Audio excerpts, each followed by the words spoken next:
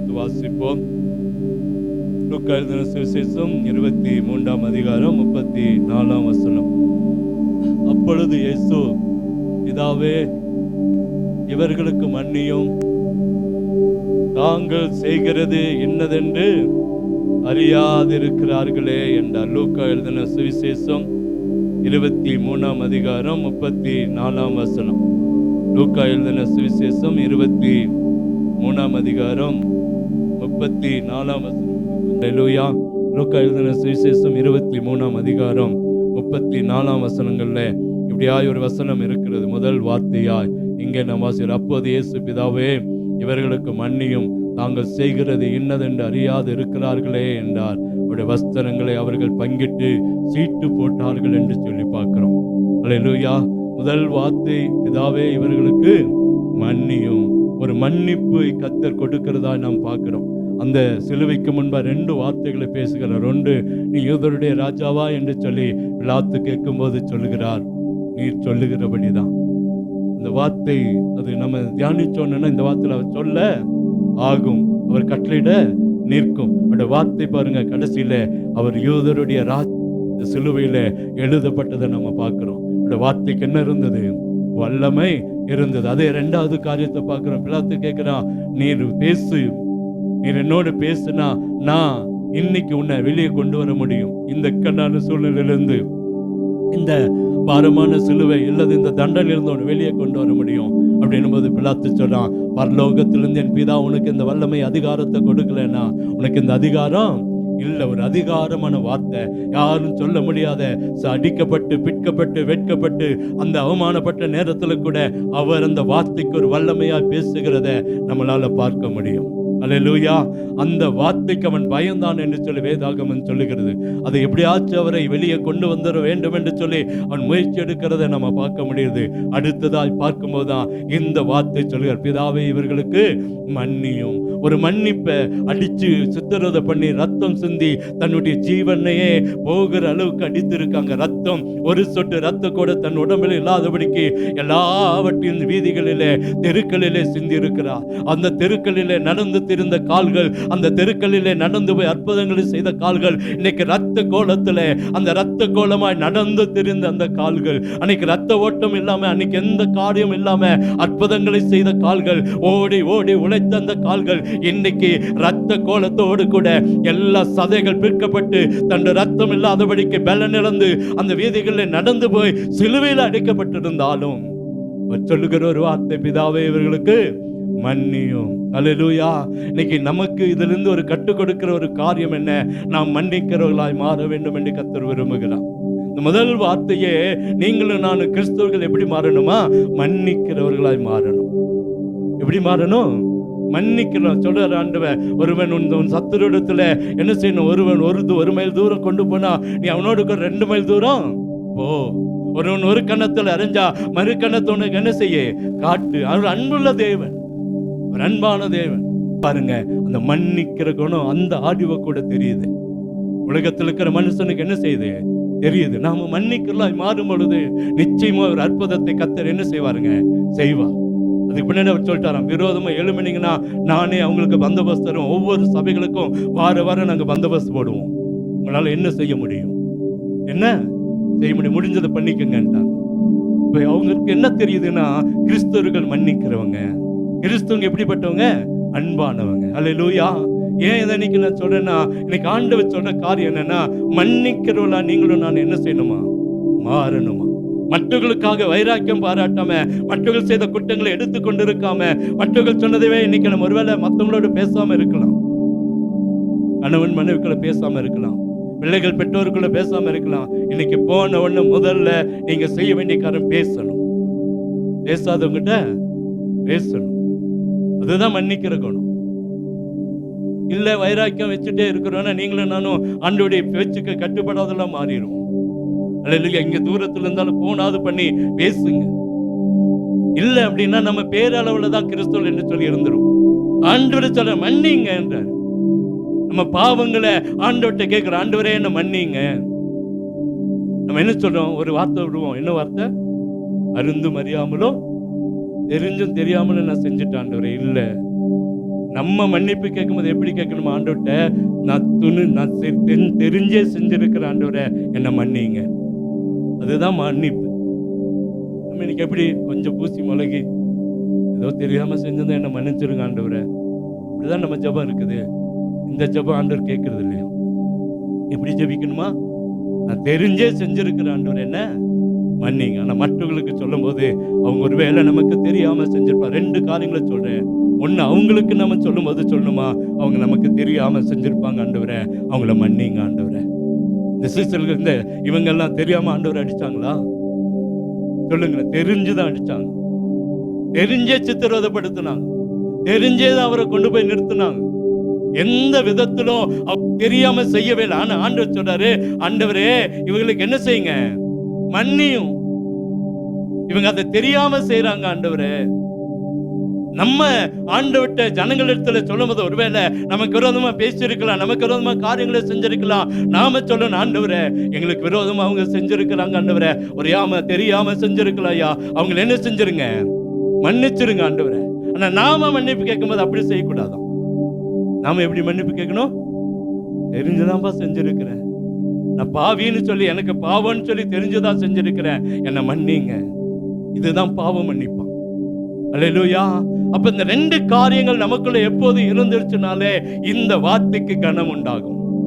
இந்த வார்த்தைக்கு ஏதோ தியானிச்சுட்டு போறது மாத்திரமல்ல, ஏதோ பேசிட்டு போறது மாத்திரமல்ல, ஏதோ ஒரு வார்த்தை வருஷம் தூரம் ஒரு 7 வார்த்தைகளை பேசி கொண்டு இருக்கிறோம், அப்படியெல்லாம் இல்ல. இங்கே சொல்லுகிறது கத்த அந்த மன்னிக்கிற காரியத்தை கத்த நமக்கு ஒவ்வொரு நாளும் கற்றுக் கொடுக்கிறார். அல்லேலூயா.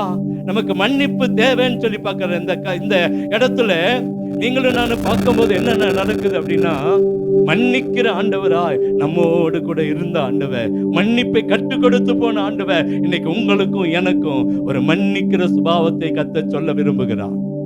நம்ம மன்னிக்கிறவர்களாய் மாறுவோம். மற்றவர்களை தப்பு செஞ்சா செஞ்சுட்டு போட்டுங்க. நான் அப்படிதான் ரொம்ப நாளா முடிவு எடுத்துட்டேன். நமக்கு விரோதமா பேசியிருந்தாலும் சரி, நமக்கு விரோதமா காரியங்களை செஞ்சிருந்தாலும் சரி, ஆண்டவரை மன்னிக்கிற ஆண்டவரை நான் என்ன நீங்க மன்னிங்க. என்ன நீங்க என்ன கெட்டு போயிட்டோங்க சொல்லுங்க, ஏதாச்சும் கெட்டு போயிட்டோமா? இது சொல்ல சொல்ல கத்து நம்மளை உயர்த்திட்டே தான் இருப்பார். நம்மளை என்ன செய்யறாரு? உயர்த்திட்டே தான் இருப்பார். நம்ம மன்னிக்க மன்னிக்க மன்னிக்க நம்முடைய வாழ்க்கை என்ன செய்யப்படுமா? மன்னிக்கப்படும். 1.5 மணி நேரம் உட்காந்து ஒரு நாள் ஆண்டவர்கிட்ட வெறும் மன்னிப்பு மாத்திரம் கேட்டேன். எத்தனை மணி நேரங்க? 1.5 மணி நேரம் ஆண்டவர்கிட்ட சொன்னேன், இந்த காரியங்கள் எல்லாம் நான் மன்னிக்கிறேன் ஆண்டவரே, என்ன மன்னிங்க. 1.5 மணி நேரம் உட்கார்ந்து இருக்கிறேன். நான் இது எனக்காக சொல்ல, உங்களுக்காகவும் எனக்காகவும் கர்த்தர் கற்றுக் கொடுத்த ஒரு பெரிய பாடம். இதாவே இவர்களுக்கு தாங்கள் இன்னது தாங்கள் செய்கிறது இன்னதென்று, ஏன்னா அவர் யாருன்னு தெரியாது, அவர் எப்படிப்பட்ட வல்லமை உள்ளவர்னு தெரியாது, அவருக்கு என்ன அபிஷேகம் இருக்குதுன்னு ஜனங்களுக்கு தெரியல. அது உண்மையான அவர் சொன்னார். இயேசு யாருன்னு அவங்க புரிஞ்சுக்கல, இயேசு யாருன்னு அவங்க தெரியல. அதனாலதான் அடிச்சாங்க, அதனாலதான் காட்டி கொடுத்தான், அதனாலதான் மறுதளிச்சான். அவர் அங்க செய்த ஒரு 3 காரியங்கள்.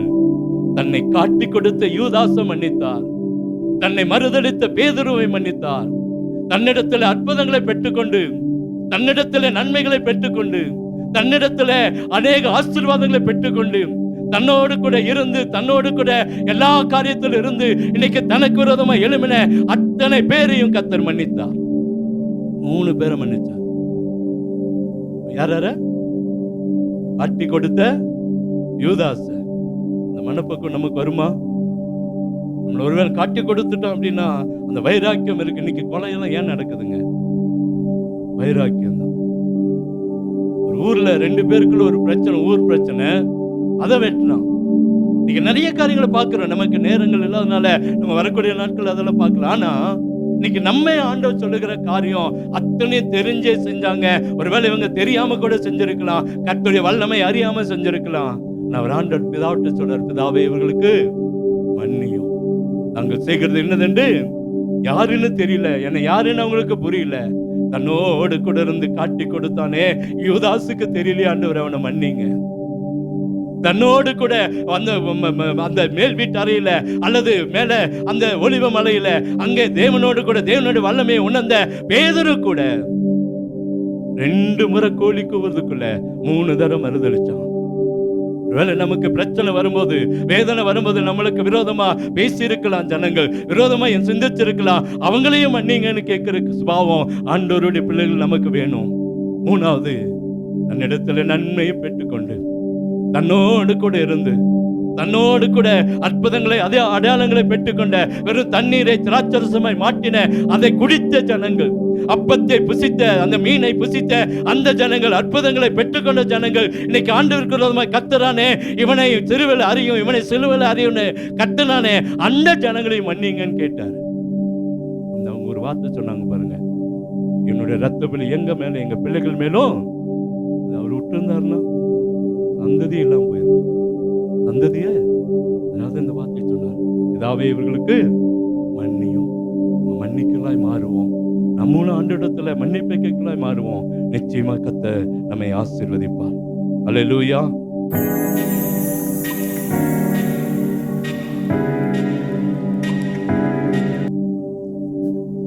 கர்த்தருடைய பரிசுத்த நாமத்துக்கு மகிமை உண்டாவதாக. எனக்கு கொடுத்திருக்கிற வார்த்தை இரண்டாவது வார்த்தை, இன்றைக்கு என்னுடனே கூட பரதீசில் இருப்பாய் என்று இயேசு கிறிஸ்து பக்கத்துல இரண்டு சிலுவையில் அறையப்பட்டிருக்கிறார். அவருக்கு அருகிலே இந்த பக்கமும் இந்த பக்கமும் கல்லர்கள் சிலுவையில் அறையப்பட்டிருக்கிறார்கள். அதில் அந்த கல்லனில் ஒருத்தன் மனம் திரும்பிய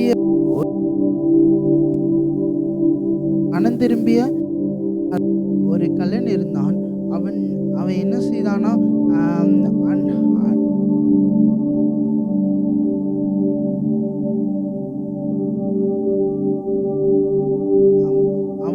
தேவனுடைய ரட்சிப்பு இன்னைக்கோ நாளைக்கோ அல்லது ஒரு வருடம் விட்டோ ஒரு மாசம் விட்டோ வர்றது கிடையாது. ஸோ பாவத்திலிருந்தும் பாவத்தின் தண்டனையிலிருந்தும் விடுதலை கொடுக்க, நமக்கு ஒரு புது வாழ்வை கொடுக்க தேவன் நமக்கு பாவத்தின் வல்லமையினாலும் மரித்து கொண்டிருக்கிற நமக்கு ஒரு புது வாழ்வை கொடுக்க தேவன் அவர் வல்லவராயிருக்கிறார். அது மாத்திரமல்ல, இன்றைக்கு அவரை நோக்கி கூப்பிடுகிற அனைவருக்கும் அவரோடு கூட இருக்கும்படியான பாக்கியம் ஸ்லாக்கியம் கிடைக்கிறது. லூக்கா எழுதின சுவிசேஷம் 15வது அதிகாரம் 7வது வசனம், அதுபோல மனத்திரும்ப அவசியம் இல்லாத 99 நீதிமான்களை குறித்து சந்தோஷம் உண்டாயிருக்கிறது பார்க்கிலும் மனம் திரும்புகிற ஒரே பாவின் நிமித்தம் பரலோகத்தில் மிகுந்த சந்தோஷம் உண்டாயிருக்கும் என்று உங்களுக்கு சொல்லுகிறேன். மனம் திரும்பிய குற்றவாளியிடம் இயேசு கிறிஸ்து என்ன சொல்கிறார்? இந்த வார்த்தைகளை பேசிக் கொண்டிருக்கிறார். இந்த வார்த்தைகளை இயேசு பேசிக் கொண்டிருக்கும் போது சிலுவையிலே மகா வேதனையை படுகிறார். சிலுவையிலே வேதனைகளை அனுபவித்துக் கொண்டிருக்கிறார் இயேசு கிறிஸ்து. ஆனால் அந்த கல்லனுக்கு ஆறுதலான வார்த்தைகளை தேவன் சொல்லிக் கொண்டிருக்கிறார். ஆனால் இயேசு கிறிஸ்துவுக்கு அங்கு ஆறுதலான அந்த வேதனைகளை குறிப்பதற்கு ஆறுதலான வார்த்தைகளை சொல்ல யாரும் இல்லை. ஸோ ஒருவன் எவ்வளவு பெரிய பாவம் செய்த பாவியாக இருந்தாலும் அவன் தன்னுடைய பாவங்களை அறிக்கையிட்டு மனம் திரும்பி இயேசு கிறிஸ்துவை சொந்த இரட்சகராக ஏற்றுக்கொண்ட உடனே அவனுடைய பாவங்கள் அவனுக்கு மன்னிக்கப்படுகிறது. அத்துடன் அவன் மரிக்கும் போது தேவனுடைய பரதீசியில் இருக்கிற ஒரு ஸ்லாக்கியம் அவனுக்கு கிடைக்கிறது. ஸோ எனக்கு அன்பான தேவ ஜனமே, இந்த நாளிலே இதை கேட்டுக்கொண்டிருக்கிற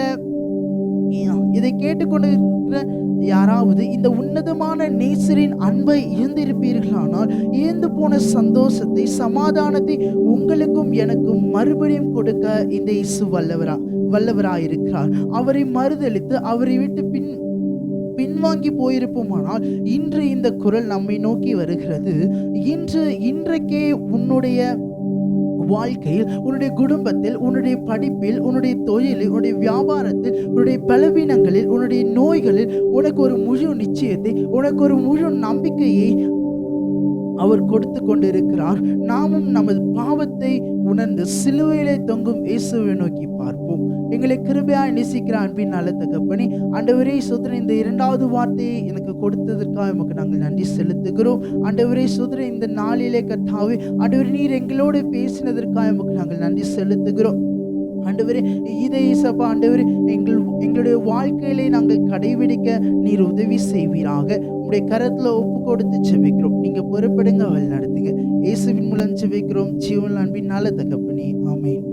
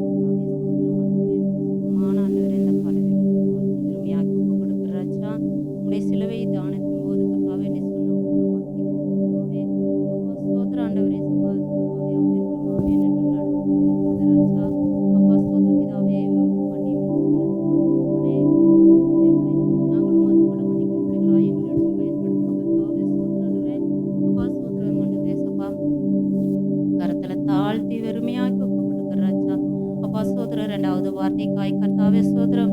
பிதாவே உம்முடைய ராஜ்யத்தில் வரும்போது அடியனை நினைத்தருளும் என்று அந்த கண்ணன் சொன்னது போல கர்த்தாவே நீ என்னுடன் கூட பரதேசில் இருப்பாய் என்று மெய்யாகவே சொல்லியிருக்கிறேன்னு சொன்னீங்களப்பா. உம்முடைய வார்த்தையின்படியே எங்களை நேரெடுத்து பயன்படுத்துங்க, ஆசீர்வதிங்க கர்த்தாவே. விசேஷமாய் கூட தகப்பனே எனக்கு கொடுத்த வார்த்தைக்காக நன்றி கர்த்தாவே. அப்பா ஸ்தோத்திரம் ஆண்டவரே, இந்த வார்த்தை மூலமாய் நீர் என்னோடு பேச வேண்டுமாய் ஜெபிக்கிறோம். என்னை மறைத்து நீங்க வெளிப்படுத்துங்க. இயேசுவின் நாமத்தில் ஜெபிக்கிறோம் நல்ல பிதாவே, ஆமென். எனக்காக கொடுத்த வார்த்தை யோவான் புஸ்தகம் 19ஆம் அதிகாரம் 26, 27 வசனம். அப்பொழுது இயேசு தம்முடைய தாயையும் நின்ற தமக்கு அன்பாயிருந்த சீஷனையும் கண்டு தம்முடைய தாயை நோக்கி, ஸ்திரீயே, அதோ உன் மகன் என்றார். பின்பு அந்த சீஷனை நோக்கி, அதோ உன் தாய் என்றார்.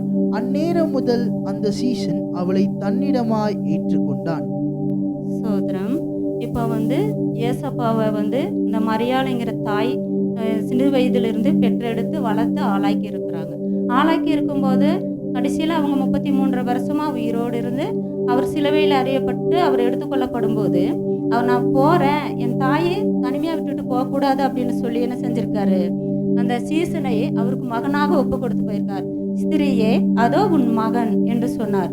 அப்போ அந்த தாயை அப்போ அந்த மகளை அவன் என்ன செஞ்சிட்டா, மகனாக ஏற்றுக்கொண்டுட்டான். அந்த சீசனையும் அந்த தாய் என்ன செஞ்சிருச்சு, மகனாக ஏற்றுக்கொண்டுட்டாங்க. அப்போ இதில் என்னென்னா நம்மளை தனிமையாக விட்டுட்டு போகக்கூடாதுங்கிறது தான் தேவனுடைய நோக்கம். அப்போ அன்பாய் இருக்கணும்னு சொல்லி அன்பாய் இருந்த அந்த சீசனையே தனக்கு மகனாக ஒப்பு கொடுத்து போயிருக்கிறாரு. அதை சொல்லிட்டு அதுக்காக நான் ஒரு வசனத்தை உங்களுக்காக நான் சொல்கிறேன். ரூத் புஸ்தகம் 4ஆம் அதிகாரம் 10ஆம் வசனத்திலிருந்து வாசிங்க.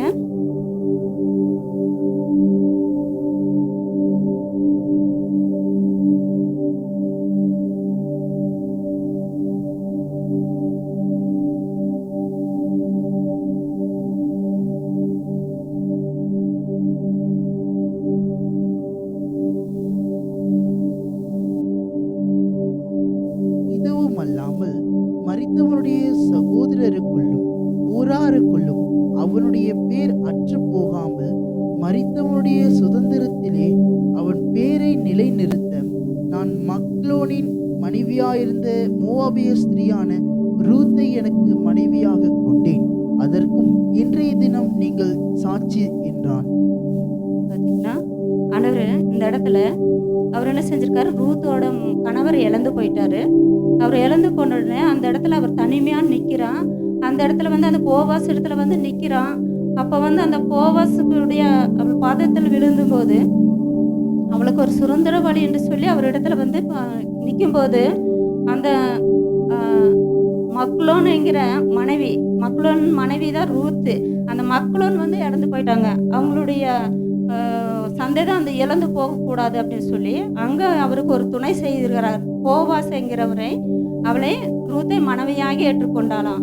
அப்படி இருக்கும்போது ஆண்டவர் என்ன செஞ்சிருக்காரு, தனிமையாக இருக்கிறது சித்தமல்லன்னு சொல்லி அந்த இடத்துல அந்த மரித்து போன அந்த அவன் சந்ததி அற்று போகாமல் இருக்கணும்னு சொல்லி இவர் என்ன செஞ்சிருக்காரு, அந்த மரித்து போன ஒரு விதவைக்கு அவர் ஒரு வாழ்க்கை கொடுத்து அந்த மகளை விவாகம் பண்ணியிருக்கிறார். அது நிமித்தம் 14ஆம் வசனத்தை படிங்க. அப்பொழுது ஸ்திரீகள் நகோமியை பார்த்து, சுதந்திரவாளி அற்று போகாதபடிக்கு இன்று உனக்கு தயை செய்த கர்த்தருக்கு ஸ்தோத்திரம், அவன் பேர் இஸ்ரவேலிலே பிரபலமாக கடவுது. ஆமென். பாத்தீங்களா, அந்த இடத்துல அவளுடைய பேர் அற்று போகாதபடிக்கு அந்த ஸ்திரீகளுக்குள்ளே என்ன செஞ்சிருக்காராமா, கர்த்தருடைய வார்த்தை அற்று போகாதபடிக்கு இன்றைக்கு உனக்கு தயை செய்த கர்த்தருக்கு ஸ்தோத்திரம், அவன் பேர் இஸ்ரவேலிலே பிரபலமாயிட்டாமா. அந்த அளவுக்கு ஆண்டவர் என்ன செஞ்சிருக்காரு, அவங்களுடைய குடும்பத்தை ஆசீர்வதிச்சிருக்கிறாரு. நாமும் அப்படியாகவே நம்மளையும் ஒருவருக்கொருவர் அன்பாகவும் ஐக்கியமாகவும் இருக்கணும், இவங்களைப் போலவே நாம் சாட்சியுள்ள வாழ்க்கை வாழணும் என்று சொல்லி எனக்கு கொடுத்த இந்த வார்த்தைக்காக நன்றி. என்னை பேச வைத்த ஆண்டவருக்கும் நன்றி சொல்லி இந்த சிறுசாட்சியை முடிக்கிறேன்.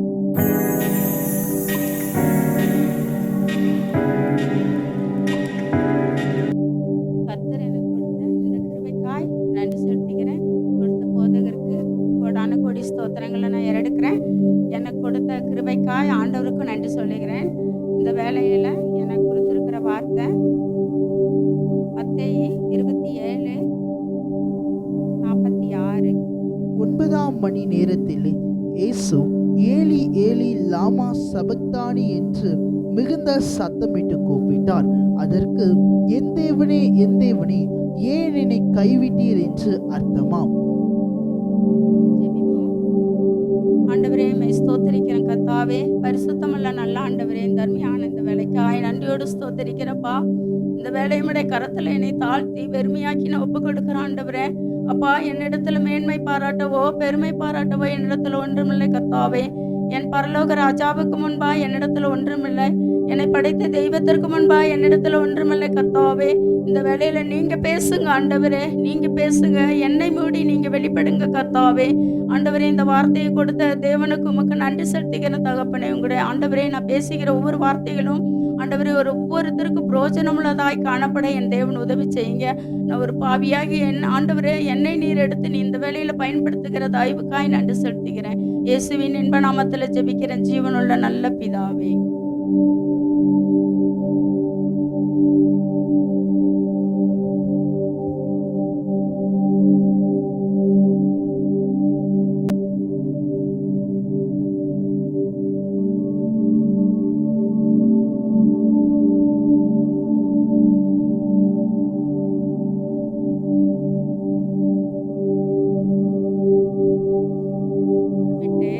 ஆண்டவர் என்ன செஞ்சாரு, கூப்பிட்டாரு. ஏன் என்னை கைவிட்டீர் என்று ஆண்டவர் என்ன சொன்னாரு, கூப்பிட்டாங்க. அப்போ அந்த நேரத்துல எல்லாருமே என்ன செஞ்சாங்கன்னா, ஆண்டவரை அந்த ஆண்டவரிடத்துல அப்படின்னா பிதாவின் இடத்துல அவர் என்ன செய்யறாரு, கேட்குறாரு.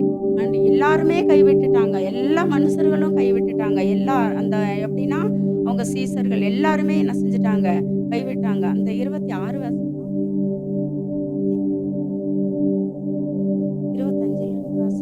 அதற்கு ஜனங்கள் எல்லாரும், இவனுடைய இரத்தப்பழி எங்கள் மேலும் எங்கள் பிள்ளைகள் மேலும் இருப்பதாக என்று சொன்னார்கள். அப்பொழுது அவன் பரபாசை அவர்களுக்கு விடுதலையாக்கி இயேசுவையோ வாரினால் அடிப்பித்து சிலுவையில் அறையும்படிக்கு ஒப்பு கொடுத்தான்.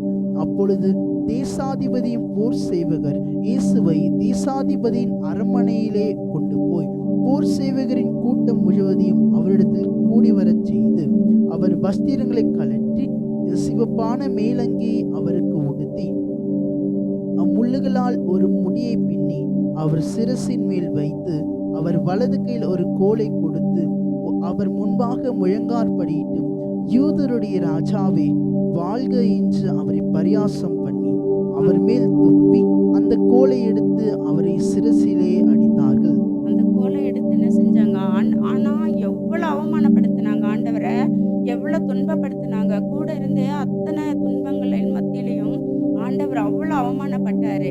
அப்பொழுது கூட ஆண்டவர் என்ன செய்யல, ஒரு வார்த்தை கூட அவர் என்ன செய்யல, அந்த இடத்துல பேசல. ஆனாலும் வந்து யூதருடைய ராஜாவே என்று சொல்லி என்ன பண்ணாங்க, அவங்க அந்த நெத்தியில அவருடைய அந்த என்ன யூதருடைய ராஜா வாசிப்பா, ராஜாவே வாழ்க என்று அவரை பரியாசம் பண்ணி பண்ணி அவங்களை எவ்வளவு கேவலமா பேசுனாங்க.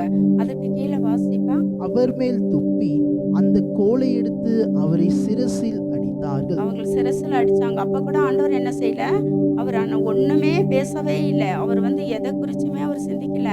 ஆனாலும் அவர் எல்லாருமே அவங்கள கைவிட்டாங்க. ஆண்டவரை எல்லாருமே அவமானப்படுத்தினாங்க. எல்லாருமே கைவிட்ட போதிலும் அவர் எதுவுமே பேசாம இருந்தாங்க. அதை கீழே வாசிப்பா. அவரை பரியாசம் பண்ணின பின்பு அவருக்கு உடுத்தின மேலங்கியை கழற்றி அவருடைய வஸ்திரங்களை அவருக்கு உடுத்தி அவரை சிலுவையில் அறியும்படி கொண்டு போனார்கள்.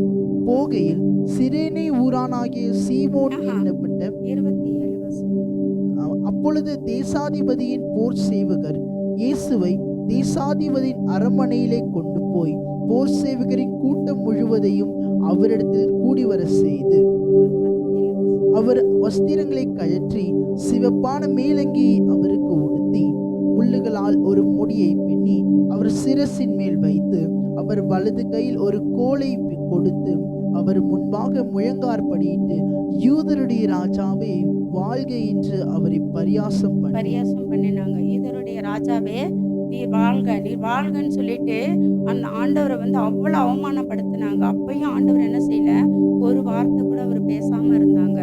ஆனாலும் நம்ம எப்படி இருக்கணும்னா, நம்ம கைவிடப்பட்டவர்களா இல்லாதபடி ஆண்டவரால நம்ம ஆண்டவரே ஏன் என்னை கைவிட்டீர் என்று பிதாவிடத்துல கேட்டாரு.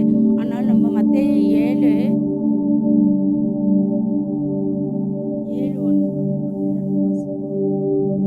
நீங்கள்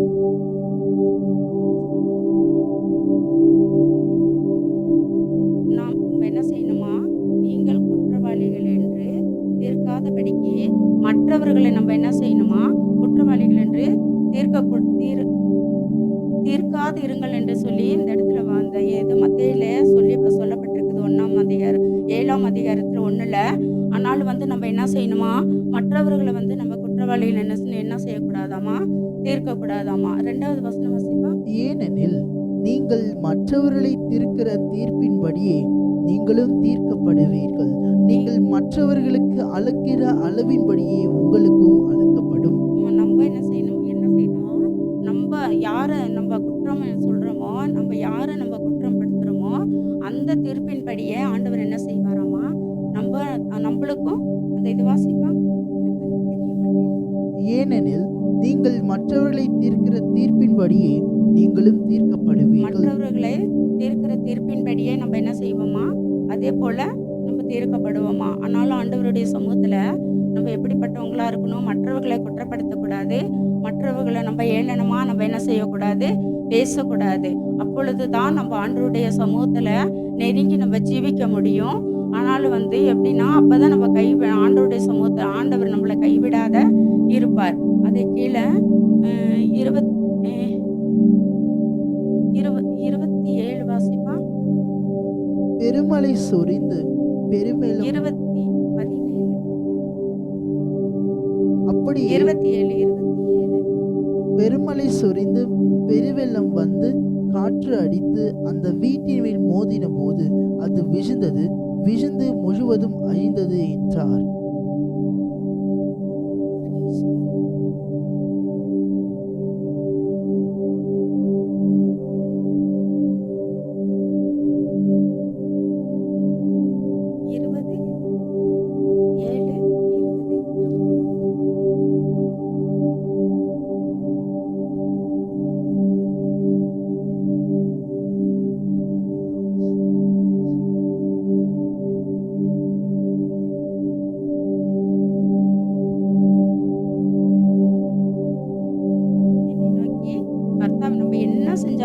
என்ன பண்ணாலும் அவரை நோக்கி நம்ம கர்த்தாவே என்று நம்ம பரிசுத்தம் இல்லாமல் நம்ம ஆண்டவருடைய சமூகத்துல நம்ம மேல் ஓட்டமா நம்ம இருந்தா, ஆனா உள்ளத்தின் ஆழத்திலிருந்து நம்ம என்ன செய்யணுமா, ஆண்டவரை நோக்கி நம்ம பார்க்கணும். நம்ம என்னதான் இருந்தாலும் மேலோட்டமா ஜனங்கள் மத்தியில கர்த்தாவே நான் அப்படின்னு சொல்லி என்னதான் இருந்தாலும் நம்ம ஆண்டவருடைய சமூகத்துல என்ன செய்ய முடியாது, நம்ம போக முடியாது. அந்த நேரத்திலையும் ஆண்டவர் நம்மளை கைவிடுவார். தேவனுடைய சமூகத்துல நம்ம நெருங்கி போக முடியாதபடி நம்ம இருப்போம். அதை கீழே வாசிப்பா.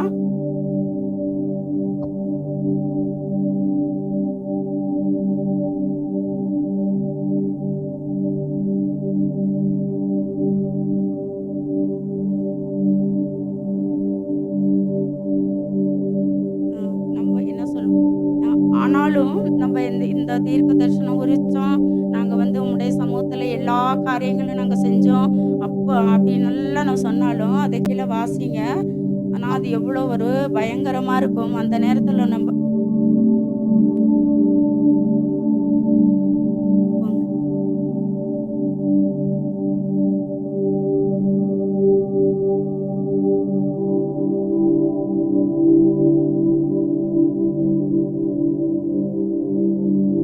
ஆண்டவர் சொல்வார், நாங்கள் வந்து நான் செஞ்சேன், நான் என்ன செஞ்சேன், உனக்கு எல்லா காரியங்களும் நான் செஞ்சேன் ஆண்டவரே அப்படின்னு ஆண்டவர் என்ன சொல்வாருன்னா, அது கீழே சொல்லுங்க, நான் உன்னை அறியேன்னு சொல்றாரு, உன்னை நான் தெரியலன்றாரு. நம்ம என்னதான் ஜெபம் பண்ணாலும், என்னதான் உபவாசம் பண்ணாலும், என்னதான் ஆண்டோடைய சமூகத்தில் நம்ம கடந்து வந்தாலும், ஜீவனோட நம்ம வந்து அப்படி கடந்து வந்தாலும் ஆண்டோடைய சமூகத்தில் உண்மை இல்லைன்னா நம்ம கைவிட்டவராக தான் நம்ம என்ன செய்ய முடியும்.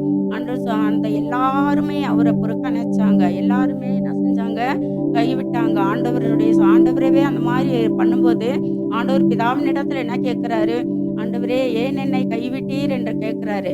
ஆனால் எல்லா ஜனங்களும் அவரை புறக்கணிச்ச போதும் அவருக்கே அந்த நிலைமைன்னும் போது நம்ம வந்து இந்த இடத்துல என்னதான் இருந்தாலும் பரலோக ராஜ்யத்தில் நம்ம பிரவேசிக்க முடியாது.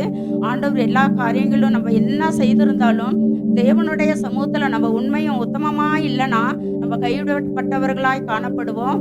என்னதான் இருந்தாலும் உன்னை அறியேன் என்று ஆண்டவர் என்ன செய்வார், நம்மளை சொல்லுவார். ஆனாலும் நம்ம என்ன செய்யணும்னா, ஆனால் நான் நிறையா குறித்து வச்சேன், எனக்கு இந்த வெளிச்சம் தெரியாததுனால நான் முடிச்சு கொள்கிறேன்.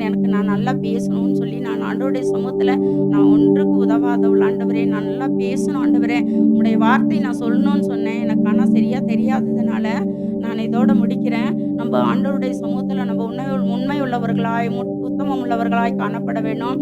ஆனாலும் வந்து மற்றவர்களை நம்ம குற்றப்படுத்தக்கூடாது, நம்ம மற்றவர்களை நேசிக்கிறவர்களாய் காணப்பட வேண்டும். நம்ம என்னதான் நம்ம என்ன நம்மளை பேசியிருந்தாலும் சரி அவர்களை மன்னிக்கிறவர்களாய் நம்ம காணப்பட வேண்டும். ஆண்டவரே நம்மளை மன்னிக்கிறார், நம்ம 7-70 தானே ஆண்டவர் நம்மளை மன்னிக்கிறாரு. ஆனாலும் நம்ம வந்து ஒருவருக்கு ஒருவர் அன்புள்ளவர்களாய் இருந்தால் மட்டும்தான் தேவனுடைய ராஜ்யத்தில் நம்ம பிரவேசிக்க முடியும். ஆண்டவரால் கைவிடாதபடிக்கு நம்ம ஆண்டவருடைய சமூகத்தில் பரலோக ராஜ்யத்தில் நம்ம போக நம்ம கடமைப்பட்டிருப்போம். அதனால நான் இந்த வார்த்தை எனக்கு கொடுத்ததுக்காக ஆண்டவருக்கு நன்றி சொல்கிறேன்.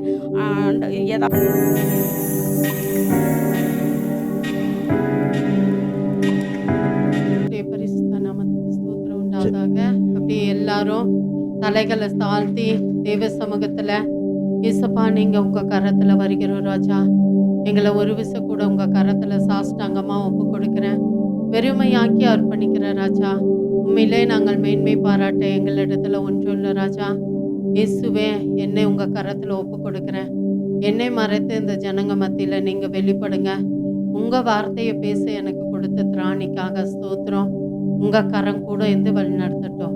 இயேசுவின் இன்ப நாமத்தில் ஜெபிக்கிற எங்கள் ஜீவனுள் நல்ல பிதாவே, ஆமே. எனக்கு கொடுக்கப்பட்டதான வார்த்தை தாகமாய் இருக்கிறேன்னு யோவான் 19:28. இந்த வேலையில பார்த்தோன்னா ஆண்டவர் சொல்றாரு தாகமா இருக்கிறேன்னு சொல்றாரு. எந்த நிலையில தாகமா இருக்கேன்னு சொல்றாரு? நல்ல சந்தோஷமா, சமாதானமா, நிம்மதியா, ஆசீர்வாதமா இருக்க நேரங்கள்ல சொன்னாரா தாகமா இருக்கேன்னு?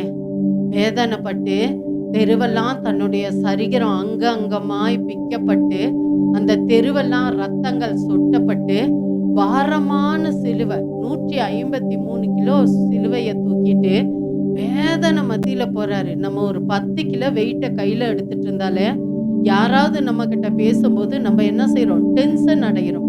ஏன்னு கேட்டா, நானே வெயிட்டு தூக்கிட்டு வரேன், நீ என்கிட்ட இந்த வார்த்தை கேட்குறியான்னு சொல்றாரு.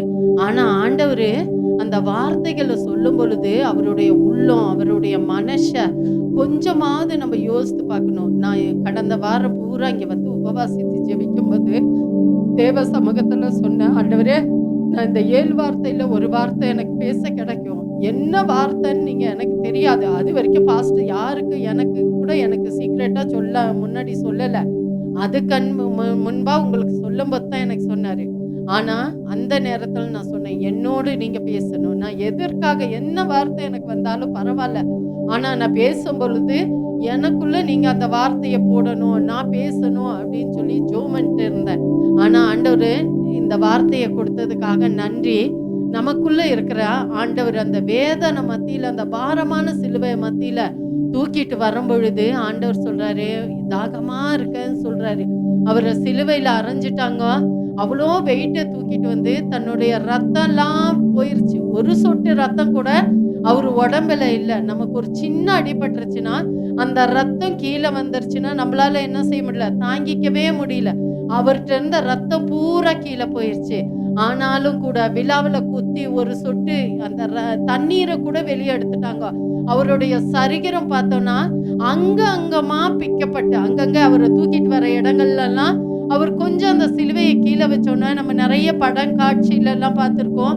சிலுவையை கீழே வச்சோடனே என்ன செய்வாங்க, ஒரு ஜாட்டை எடுத்து அடிப்பாங்க. அந்த ஜாட்டை எப்படின்னா நிறைய கம்பிகளால சுத்தப்பட்டு அதை அப்படி அடிச்சு இப்படி எடுக்கும்போது அப்படியே சரீரம் பிச்சுட்டு வருமா. அது போல அப்ப பிச்சு கீழே தானே விழும் அந்த சரீரம். அந்த நிலையில சொல்றாரு ஏசப்பா, இவர்களை என்ன தாகமா இருக்கேன்னு சொல்றாரு. அப்ப அந்த தாகம் அவருக்கு எது மேல இருந்துச்சு? குடிக்க தண்ணி வேணும்னு இருந்துச்சா? இல்ல. நம்ம இயேசு சாமி அவர்கிட்ட என்ன இருக்கு? ஜீவ நீரூற்று தருகிற தெய்வம் அவர் தான். நமக்கு தாகத்தை தண்ணி கொடுக்கிறவரு அவர் தான். ஆனா அவர்கிட்டயே அந்த தாகம்னு சொல்லி கேட்கும்போது, இன்னைக்கு நம்மளுடைய குடும்பத்துல ரட்சிக்கப்படாதவங்களை குறிச்சு ஏசப்பா என்ன செய்யறாரு? தாகமா இருக்காரு. இன்னைக்கு நம்ம இங்க வந்து உட்கார்ந்துருக்கோம். நம்ம குடும்பம் எல்லாம் எங்க இருக்கு? வெளியே இருக்கு. சாத்தான் கையில பிடிபட்டு இருக்கு. அவங்கள குறிச்சு ஆண்டவர் என்ன செய்யறாரு? தாகமா இருக்காரு. இன்னைக்கு சபையில எத்தனை பேர் வரலையோ அவங்கள குறிச்சு ஆண்டவர் என்ன செய்யறாரு? தாகமா இருக்காரு. என் பிள்ளை இன்னைக்கு வருமா வராதா அப்படின்னு இன்னைக்கு நாங்க சிந்திச்சதை காட்டிலும் இன்னைக்கு எத்தனை பேர் சபைக்கு வருவாங்க, எத்தனை பேர் வேலைக்கு போவாங்கன்னு நாங்க யோசித்ததை காட்டிலும் ஆண்டவர் இந்த சபையில அமர்ந்து கண்ணோக்கி பார்த்துட்டே இருந்திருப்பாரு தாகத்தோட. என் பிள்ளை இன்னைக்கு வருமா, என் பிள்ளை இன்னைக்கு வந்துருமா, இந்த மகன் வந்துருவானா, இந்த மக வந்துருவாங்களான்னு சொல்லி என்ன செஞ்சாரு? தாகத்தோடு காத்து கொண்டு இருக்கிற தெய்வம். ஏசாயா 43:3 சொல்லப்படுது, தாகம் உள்ளவன் மேல் தண்ணீரை ஊற்றுறேன்னு. அந்த தண்ணீரா? அந்த தாகமா? கிடையாது. இயேசுக்கு வந்தது உள்ளத்தின் ஆழத்துல இருந்து அந்த தாகத்தை தேவன் தந்திருக்க. யோவான் 4:9 சொல்லப்பட்டிருக்கு, தாகத்துக்கு தாய் என்று சொல்லப்பட்டிருக்கு. அந்த தாகமா? கிடையாது. ஆகார் தன்னுடைய பிள்ளை மறிக்கிறத நான் பார்க்க மாட்டேன்னு சொல்லி தாகத்துக்கு தண்ணி இல்லையேன்னு சொல்லி ஏங்கி தேவ சமூகத்துல கதறி அல்றால, அந்த தாகமா? கிடையாது. இன்னைக்கு நம்மளுடைய குடும்பத்தை குறிச்சு தேவன் தாகமா இருக்கார். நம்ம சபையை குறிச்சு தேவன் தாகமா இருக்கிறாரு. நம்ம இன்னும் 1000 மடங்கு ஆசீர்வாதத்தை தேவன் நம்மளுக்கு 1000 மடங்கு ஆத்துமாக்களை தர்றது மேல தேவன் தாகமா நம்ம மேல இருக்காரு. ஆண்டவருக்கு பார்த்தா எத்தனை தாகம்னு பார்த்தா, அக்கிரமத்துல இருக்கிறவங்களை வெளியே கொண்டு வரணும் தாகமா இருக்காரு. அவமானத்தோடு இருக்கிற ஜனங்களை இந்த சபைக்குள்ள கொண்டு வரணும்னு தாகமா இருக்கிறாரு. நிந்தையோடு இருக்கிற ஜனங்களுக்கு தேவன் தாகமா இருக்க விரும்புகிறார். பொய் சாட்சி சொல்லி தேவன் அந்த ஜனங்களை வெளியில கொண்டு போயிருக்காங்க. அந்த பொய் சாட்சியில இருந்து தேவன் அவர்களை வெளியே கொண்டு வர தாகமா இருக்கிறார். முகத்துல எத்தனையோ பேர் துப்பப்பட்டாங்க இயேசு சாமிய. ஆனாலும் கூட அவர் அந்த தாகம் நம்ம மேல அந்த தாகத்தை வச்சிருக்கிறாரு. பார்த்தா நம்மள கொட்டு நாங்க அவரை இயேசு சாமிய தலை மேல என்ன செய்தாங்க? கொட்டி பரியாசம் பண்ணாங்க. ஆனாலும் கூட அந்த ஜனங்களுக்கு மேல என்னவா இருந்தாரு? தாகம் உள்ளவரா காணப்பட்டாரு. நம்ம உடல் ரீதியா நம்ம வேதனைப்பட்டு இருக்கலாம். ஆனாலும் கூட தேவன் சொல்றாரு, இன்னைக்கு உனக்காக உன் மேல நான் தாகமா இருக்கப்பா, எனக்காக நீ என்னத்தை செய்யறன்னு கேட்கிறாரு. ரத்தம் சிந்தப்பட்ட நிலையில ஒரு நிமிஷம் நம்ம யோசித்து பார்த்தோம்னா, நம்ம சிந்தித்து பார்த்தோம்னா, நான் நிறைய முறையில நான் என்னுடைய சண்டே கிளாஸ் பிள்ளைகளுக்கு சொல்லுவேன், உங்க கண் முன்னா இயேசுடைய சிலுவை தியானத்தை கொண்டு வாங்கன்னு சொல்லியிருக்கேன். ஏன் உங்களுக்கு ஜெபிக்க வரல? ஆனா அந்த சிலுவை தியானத்தை உங்க கண்ணு முன்னா கொண்டு வந்தீங்கன்னா உங்க வாயிலிருந்து அளவுக்கு அதிக வார்த்தைகள் வரும். தேவனை எப்படி துதிக்கணும், என்ன செய்யணும்னு வரும்னு சொல்லியிருக்கேன். நம்மள எத்தனை பேர் அனுதினமோ ஒவ்வொரு நிமிஷமோ நம்ம தேவனுடைய சிலுவை தியானத்தை நம்ம முன்னாடி கொண்டு வந்திருக்கிறோம். நம்ம ஒவ்வொரு நாளும் ஜெபிக்கும் போதோ எல்லா காரியங்களுக்கு முன்பா இயேசுடைய சிலுவை தியானத்தை நம்ம கொண்டு வரணும். யோவான் 19:29 சொல்லப்படுது, தேவனுடைய கடைசியான காரியங்கள் என்ன? கசப்பை தான் கொடுத்தாங்க. ஆண்டவர் தாகமா இருக்கணும்னு என்ன செய்றாங்க, வச்சிருக்க காடிய துவத்தி என்ன செய்றாங்க, அவருடைய வாயில வைக்கிறாங்க. கடைசி நேரத்துல கூட அவருக்கு ஒரு சுவையான காரியங்களை நம்மளால செய்யவே முடியல. நீங்களும் நானும் இனி நமக்குள்ள இந்த குட் ஃப்ரைடே நாட்கள்ல நம்ம ஒரு காரியத்தை கற்றுக்கொள்ளணும். இயேசுவை எந்த ஒரு பொழுது கூட நம்ம சிலுவையில அறையக்கூடாது. அவருக்கு கசப்பான காரியத்தை கொடுக்க கூடாது, நாம கசப்பான காரியத்தை கொடுக்க கூடாதுன்னா ஜெபத்துல நம்ம அதிகமா தரித்திருக்கணும், வேதம் வாசிக்க தரித்திருக்கணும், சபைக்கு முக்கியத்துவம் கொடுக்கணும், எந்த நேரம் உபவாச ஜெபத்துக்கு முக்கியத்துவம் கொடுக்கணும். நம்ம தேவன் செய்த அடிச்சுவட பின்பற்றவர்களா நீங்களும் நானும் மாற தேவன் நமக்கு உதவி செய்வார். ஏசாயா 51:17 சொல்லப்பட்டிருக்கு, நியாய தீர்ப்புல எழும்பணும். நம்ம நியாய தீர்ப்புல எழும்பணும்னா நம்ம சபையில நம்ம ஊழியம் செய்கிறவர்களா எழும்பணும். ஏசப்பா இன்னைக்கு சொல்றாரு, மகளே நீ ஊழியம் செய்யணும்னு நான் உன் மேல தாகமா இருக்கேன்னு கேட்டிருக்காரு.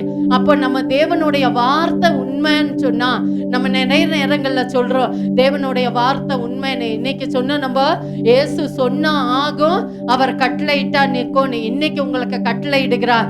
நீங்களும் நானும் எழும்பி இந்த ஜனங்களுக்காக கதறி, இந்த ஜனங்களுக்காக கண்ணீர் சிந்தி கதறி அழுது ஜெபித்து தேவ பக்கமா ஒரு கூட்டத்தை திருப்பும்படி தேவன் நமக்குள்ள செய்ய வல்லவரா இருக்கிறார்.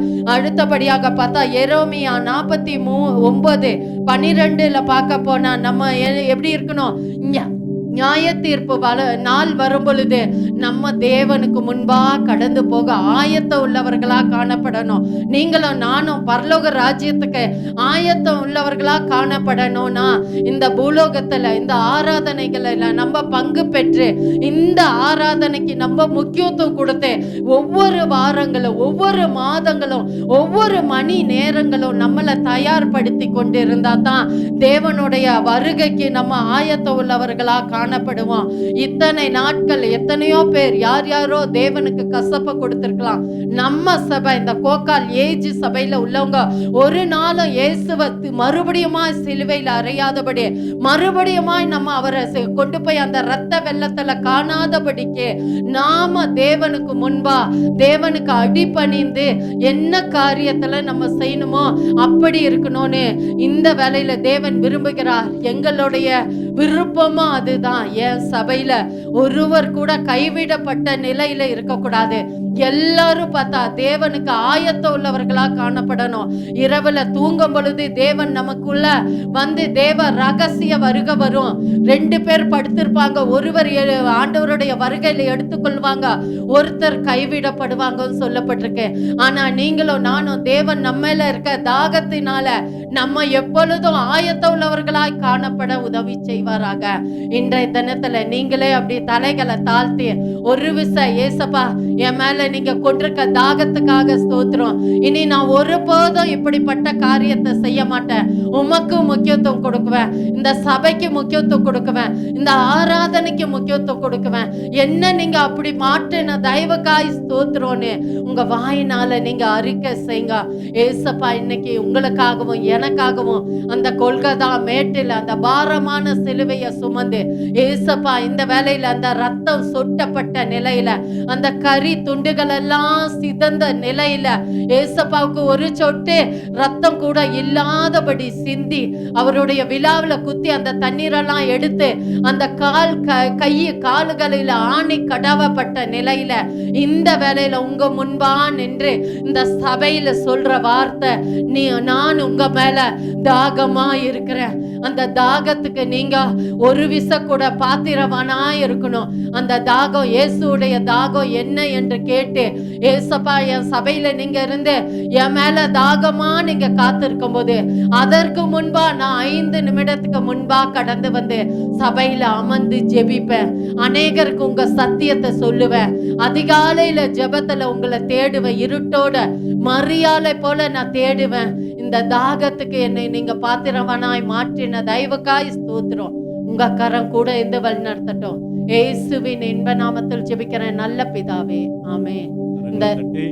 இந்த வாய்ப்பை கொடுத்த அருமையான சபையாருக்கும் ஊழியருக்கும் நன்றி. எனக்கு இந்த வாய்ப்பை கொடுத்த தேவனுக்கு மிக மிக நன்றி சொல்லி இந்த சிறு காரியத்தை முடிக்கிறேன்.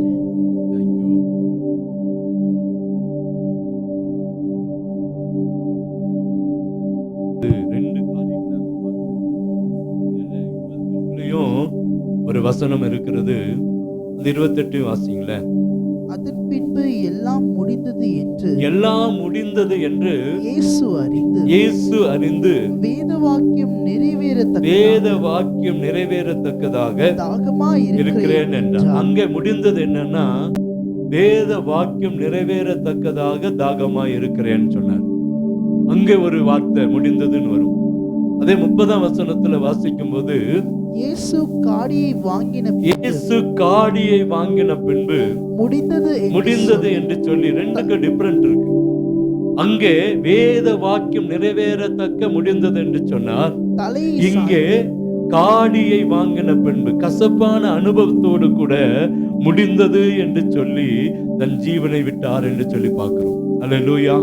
இப்ப இந்த ரெண்டுக்கு டிஃபரெண்ட் என்ன அப்படின்னா, அங்கே வேத வாக்கியம் நிறைவேற தாகமா இருக்கிறேன் என்று சொன்ன ஆண்டவர், இங்கே கசப்பு கலந்த காடியை வாங்கி அவருக்கு பாருங்க தாகமா இருக்கிறேன்னு சொன்ன உடனே அந்த மேல வசனம் 28ல சொல்லுது தாகமா இருக்கிறேன். 29வது வசனம் நினைச்சுட்டான் ஆண்டவருக்கு ஒருவேளை மனுஷீகமான தாகம், உலக பிரகாரமான தாகமா இருக்கிறேன்னு சொல்லி கடல்ல இருக்கிற அந்த பாசி இருக்கு பாருங்க, அந்த காளான் அப்படின்னா எதுங்க? கடல்ல இருக்கிற பாசி, அந்த கடல்ல இருக்கிற அந்த பச்சையா இருக்கும் பாருங்க, அந்த கடல் பாசி. அது இன்னைக்கு ஸ்பைருலினான்னு சொல்றாங்க. இந்த ஸ்பைருலினா என்பது என்ன அர்த்தம்னு சொன்னா, இந்த வானத்துக்கு அந்த ஆராய்ச்சிக்கு கடந்து போகிறவங்க சாப்பாடெல்லாம் எடுத்துட்டு போக முடியாது, சாப்பாடெல்லாம் எடுத்துட்டு போக மாட்டாங்க. இந்த ஸ்பைருலினா என்கிறதான டேப்லெட் இருக்கும். அந்த டேப்லெட்டை எடுத்துட்டு போயிடுவாங்க. அது ஒரு நாளைக்கு ஒரு நேரத்துக்கு 2 என்று சொல்லி போட்ட பசியே எடுக்காது, நல்ல டானிக், நல்ல அதுல இருந்து தான் செய்யறாங்க. இந்த கடல்ல வர பூஞ்சான், இந்த கடற்கரை ஓரத்தில் இருக்கிற பாசி, இந்த கடற்கரை ஓரத்தில் இருக்கிற இந்த காரியங்களை வைத்துதான் அதை தயாரிக்கிறாங்க. நீங்க தூத்துக்குடியில போய் பார்த்தீங்கன்னா அதுக்குன்னு ஒரு ஃபேக்டரி இருக்கு, இதை செய்யறாங்க. கர்நாடகாவில் இதுக்குன்னு ஒரு ஃபேக்டரி இருக்கு, இதை செய்யறாங்க. இந்த டேப்லெட் வடிவில் செய்யறாங்க. நாங்க அதை பார்த்துருக்கிறோம்.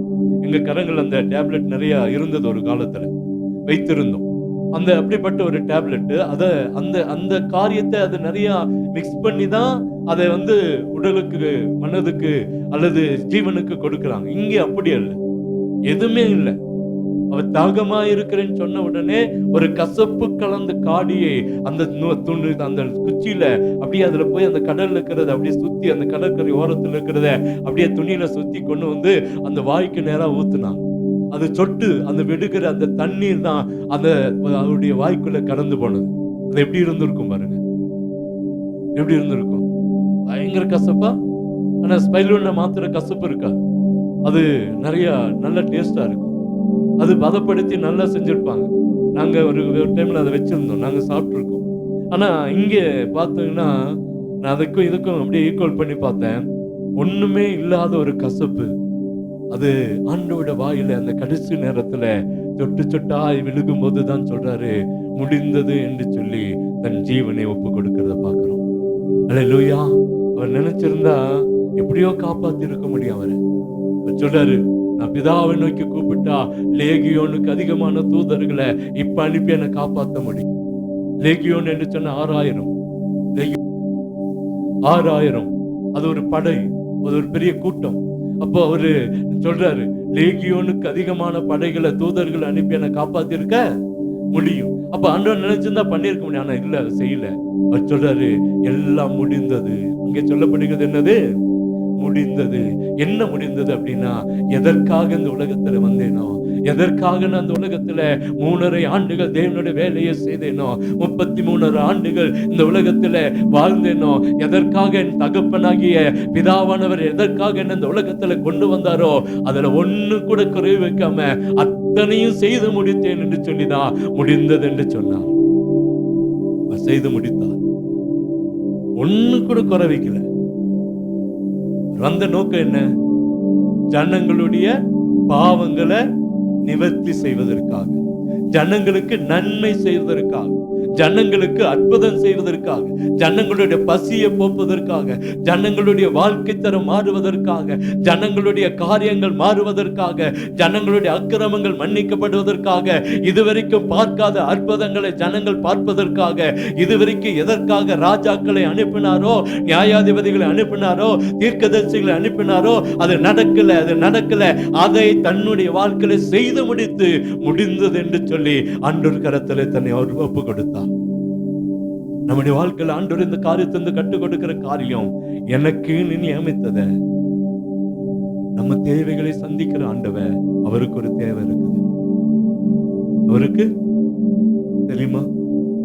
நம்ம அடிக்கடி சொல்ற, ஆண்டவர் என் தேவையை சந்திங்க, ஆண்டவர் என் தேவைய சந்திங்க, எனக்கு தேவை இருக்குதுப்பா, இந்த தேவை சந்திங்கன்னு கேட்கிறோம்.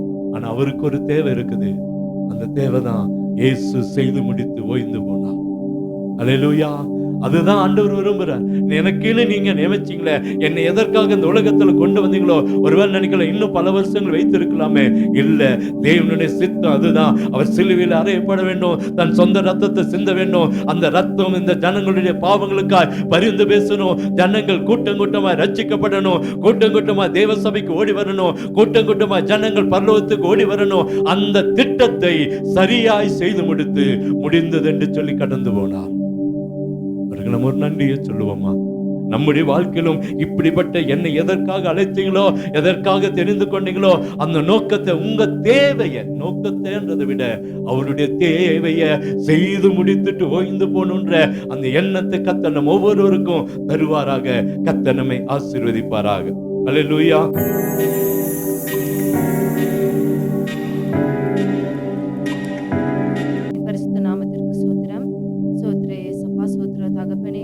வார்த்தையை எனக்கு கொடுத்ததற்காக நன்றி தகப்பனே. இந்த 7ஆம் வார்த்தையை நான் சொல்லும் போது எந்த ஒரு பயமும் பதட்டமும் இல்லாம இந்த ஜனங்களுக்கு சொல்ல நீ உதவி செய்யும் தகப்பனே. உம்முடைய நோக்கம் நான் நல்லபடியா சொல்ல உதவி செய்யும் தகப்பனே. ஒவ்வொரு காரியம் உம்முடைய காரியம் தகப்பனே. 6 வார்த்தைகளும் முடித்துட்டோம் தகப்பனே. 7ஆம் வார்த்தையும் நல்லபடியா முடிக்க உதவி செய்யும் தகப்பனே. இந்த முடிக்கும் காரியத்தை நீ செய்து முடிக்க உதவி செய்யும் தகப்பனே. ஜெபம் கேளும் ஜீவன் நல்ல பிதாவே, ஆமேன். எனக்கு கொடுத்திருக்க வார்த்தை லூக்கா 23:46 வசனம். இயேசு, பிதாவே, உம்முடைய கைகளில் என் ஆவியை ஒப்புவிக்கிறேன் என்று மகா சத்தமாய் கூப்பிட்டு சொன்னார். இப்படி சொல்லி ஜீவனை விட்டார். இப்போ ஏசப்பா நம்மளுக்காக இந்த ஜீவனை விட்டிருக்காரு. நம்மளுடைய பாவத்தை மன்னிக்கவும், நம்ம எந்த ஒரு துன்பமும் படாம இருக்கணும்னு சொல்லிதான் ஏசப்பா இந்த ஆவியை விட்டிருக்காரு. அது ஒரு இஸ்ரவேல் நாட்டுல ஒரு பழக்கம் வச்சிருந்திருக்காங்க. குழந்தைங்க நைட்டு தூங்கும் போது நான் ஏசப்பா கிட்ட கர்த்தரே என் ஆவியை ஒப்புவிக்கிறேன் அப்படின்னு சொல்லிட்டு தான் நீங்க நைட்ல தூங்கணும் அப்படின்னு சொல்லிட்டு குழந்தைங்களுக்கு சொல்லி கொடுத்துருக்காங்க. அதே மாதிரி அந்த குழந்தைங்களும் நைட்டு தூங்கும் போது இயேசுவே, கர்த்தரை என் ஆவியை உம்மிடம் ஒப்புவிக்கிறேன் அப்படின்னு சொல்லிட்டு தான் தூங்குவாங்க. ஏன்னா அந்த ஆவி கொடுத்ததே நம்மளுடைய பிதா தான், நம்மளுக்காக கொடுத்துருக்காரு. அவர் கொடுத்த ஆவியை அவர்கிட்ட ஒப்படைச்சிட்டு நைட்டு தூங்கும் போது திரும்பி எந்திரிக்கிறது அவரோட நாமத்துல தான் நம்ம எந்திரிப்போம். அதனால அந்த வார்த்தையை சொல்லி தான் அந்த குழந்தைங்களை தூங்க வைப்பாங்க. அதே ஒரு பழக்கமா அவங்க வச்சிருந்தாங்க. அப்போ ஏசப்பா கடைசி நேரத்துல கூட பிதா இந்த உலகத்துக்கு அமைச்சிருக்காரு. அவர் கொடுத்த காரியத்தை எல்லாம் செஞ்சு முடிச்சுட்டு தான் இந்த ஏசப்பா அவர் ஜீவனை பிதாவிடத்திலேயே கொடுத்துட்டு நான் உயிரை விடுறேன் அப்படின்னு சொல்றாரு. அந்த ஜீவனை உம்மிடம் விடுறேன் அப்படின்னு சொல்றாரு. நம்மளும் இந்த நம்ம ஜீவனா இது நம்ம ஏசப்பா கொடுத்த ஜீவனை நம்ம மற்ற எந்த காரியத்துக்காகவும் நம்ம விட்டு கொடுக்க கூடாது. நம்ம உலகத்துக்கு வந்திருக்கோம். உலகத்துல நம்ம ஏசப்பாவோட காரியங்களை செஞ்சு முடிச்சுட்டு தான் நம்ம அவர் கூப்பிடுற நேரத்துக்கு தான் நம்ம மனுஷன் போகணும் ஒழிய நம்மளா நம்மளுடைய ஜீவனை விட்டுட்டு போக கூடாது. ஏசப்பா சொல்லியிருக்க வார்த்தை பிரசங்கி விசேஷம் 12ஆம் அதிகாரம் 7ஆம் வசனம். விதமாய் மண்ணானது தான் முன்னிருந்த பூமிக்கு திரும்பி ஆவி தன்னை தந்த தேவனிடத்திற்கு மறுபடியும் போகாததற்கு முன்னும் அவரை உன் வாலிப பிராயத்திலே நினை. ஏசப்பா அவருக்கு பிதா கொடுத்த ஆவிய நம்ம யாருக்காக விட்டு கொடுக்காம நம்மளுடைய பாவத்துக்காக சிலுவையில அரைஞ்சி அவரை கடைசி நேரத்துல என்னோட ஆவியை உம்மிட ஒப்பு கொடுக்கிறேன்னு சொல்லிதான் விட்டுருக்காரு. மறுபடியும் போவதற்கு முன்பே அவரை தன் வாலிப பிரகாரத்திலே நினை. நம்ம கடைசி நேரத்துல நம்ம கொடுத்த ஜீவன் யார் கொடுத்தாங்களோ அவங்க எடுக்கிற வரைக்கும் நம்மளுடைய ஜீவனை நம்ம விடவே கூடாது. ஏசப்பா நம்ம வரும்போது வேற எந்த ரூபத்துல வேணாலும் வந்திருக்கலாம். விலங்கா வந்திருக்கலாம், பறவையா வந்திருக்கலாம், மற்ற எந்த ரூபத்துல வேணாலும் வந்திருக்கலாம். ஆனா அவர் மனுஷராவே நம்மளுடைய ஒரு இடத்துல நமக்கான ஒரு பகுதியா, ஒரு ஃப்ரெண்டா, நம்மளுக்கான ஒரு அப்பாவா அம்மாவா இருக்கிற இடத்துல அவர் வந்திருக்காரு.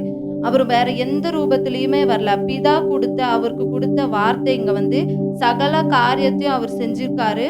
அவருக்கு பிதா கொடுத்த சித்தத்தையும் அவர் நிறைவேற்றிட்டு தான் நம்ம பாவத்தையும் மன்னித்து அவர் போயிருக்காரு. இப்ப நம்ம தேவன் இடத்துல வந்திருக்கிறோம். உலகத்துல வருகிற ஒவ்வொரு மனுஷரும் 2 காரியத்தை நம்ம கற்றுக்கொள்ளணும்.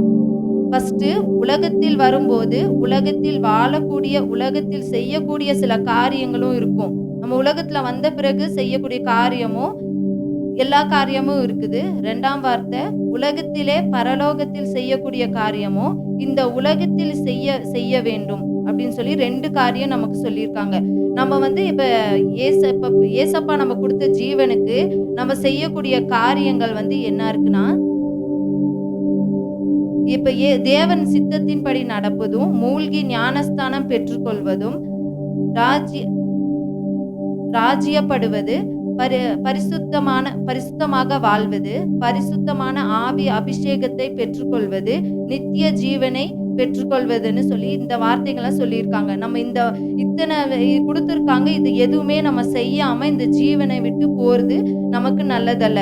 ஏசப்பா கொடுத்த ஜீவனை இத்தனை காரியத்தையும் நம்ம ரட்சிக்கப்பட்டு ஏசப்பா பற்றி பேசி மற்றவங்களுக்கு சொல்லி அவங்களையும் நம்மளுடைய சபைக்கு கொண்டு இத்தனை காரியங்கள் நமக்காக இருக்கு. நம்ம இந்த காரியத்தெல்லாம் விட்டுட்டு எந்த ஒரு உலக காரியத்திற்கும் போகக்கூடாது.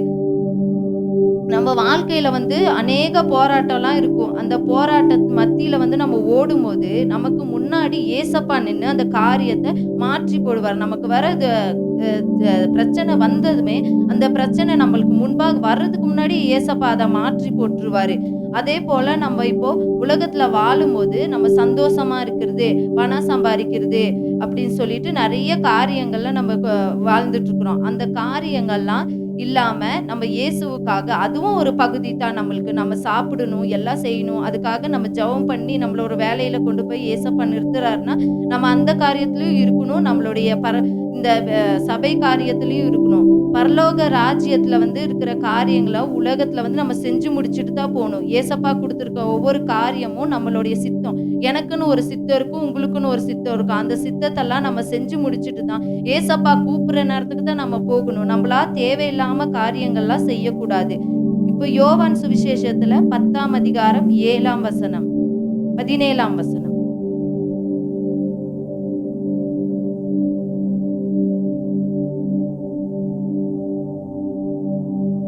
அவர் தம்முடைய சிலுவையை சுமந்து கொண்டு எபிரேய 17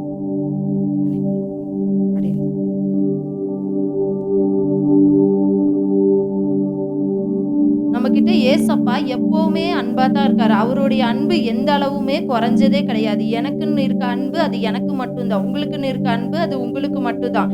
யாருக்குமே ஏசப்பா அதை பிரித்து பார்க்கறதே கிடையாது. அதே போல நம்மளும் எல்லார்கிட்டையும் அன்பா இருந்து ஏசப்பா பத்தி மற்றவங்களுக்கு சொல்லி அவங்களையும் நம்ம சபைக்கு கொண்டு வரணும். அதே போல ஏசப்பா இப்ப நம்மளுக்காக பாவத்தை மன்னிக்கிறேன் அப்படின்னு சொல்லிட்டு இறங்குனனால தான் நம்ம பாவம் எல்லாம் மன்னிக்கப்பட்டது. அதே போல அவரு நான்லாம் சிலுவையில அறையப்பட மாட்டேன், நான் இந்த காரியத்துக்கு வரமாட்டேன் அப்படின்னு சொல்லியிருந்தா நம்ம பாவமும் மன்னிக்கப்பட்டிருக்காது, நம்மளால இந்த வாழ்க்கையை வாழ்ந்திருக்கவும் முடியாது.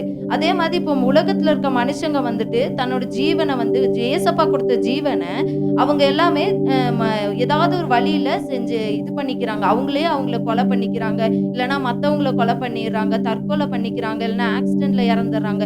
இந்த மாதிரி அந்த ஜீவனை நம்ம ஆபத்தை உண்டு பண்ணி நம்ம சாவறதுக்கு நம்ம வரல. நம்ம ஏசப்பா கொடுத்த வாழ்க்கையை நல்லபடியா வாழ்ந்து அவருக்காக ஊழியம் செஞ்சு எல்லாம் நல்லபடியா நடந்த பிறகு அவர் கூப்பிடுற நேரத்துல தான் நம்ம போகணும் ஒழிய நம்ம ஜீவனை நம்மளே எடுத்துட்டு எங்கேயுமே எந்த காரியமும் செய்ய முடியாது. அப்புறம் நரகத்துக்கு போய் நம்ம இது பண்றதை விட நம்ம இங்கேயே உலகத்துல இருக்கும் போதே எல்லா காரியமும் செஞ்சுட்டு நம்ம ஏசப்பா கிட்ட பக்கத்துல போய் உட்காரலாம். அந்த மாதிரி காரியம் நம்மளுக்கு வேணும். இங்க நம்ம பார்க்கலனாலுமே ஏசப்பாவை நம்ம பார்க்கல, நம்மள தொடல, எதுவுமே செய்யலனாலும் பரலோகத்துக்கு போகும்போது அவர் பக்கத்துலயே நம்ம உட்கார்ந்து அவரோட பேசலாம், அவரோட இருக்கலாம். இவங்களுக்கு இந்த உலகத்துல நம்ம மேல போயிட்டாலும் உலகத்துல இருக்கவங்களுக்கு நீங்க இந்த மாதிரி இவங்க நல்லவங்க, இவங்க நம்மள துதிக்கிறாங்க, உங்களை துதிக்கிறாங்க, ஆராதிக்கிறாங்க, இவங்களுக்கு நம்ம நல்லது செய்யலாம்னு சொல்லி நம்ம அவங்களுக்காக பரிந்து பேசலாம். இங்க பேச முடியலனாலும் நம்ம மேல போய் கூட நம்ம பேசி ஏசப்பா கிட்ட நம்ம சந்தோஷமா இருக்கலாம். நம்ம ஜீவனை விடக்கூடாது.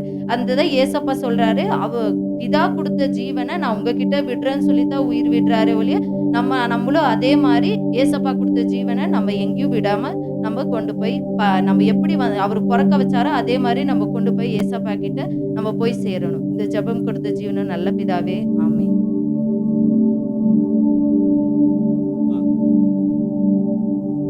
மண்ணினாலே உருவாக்கி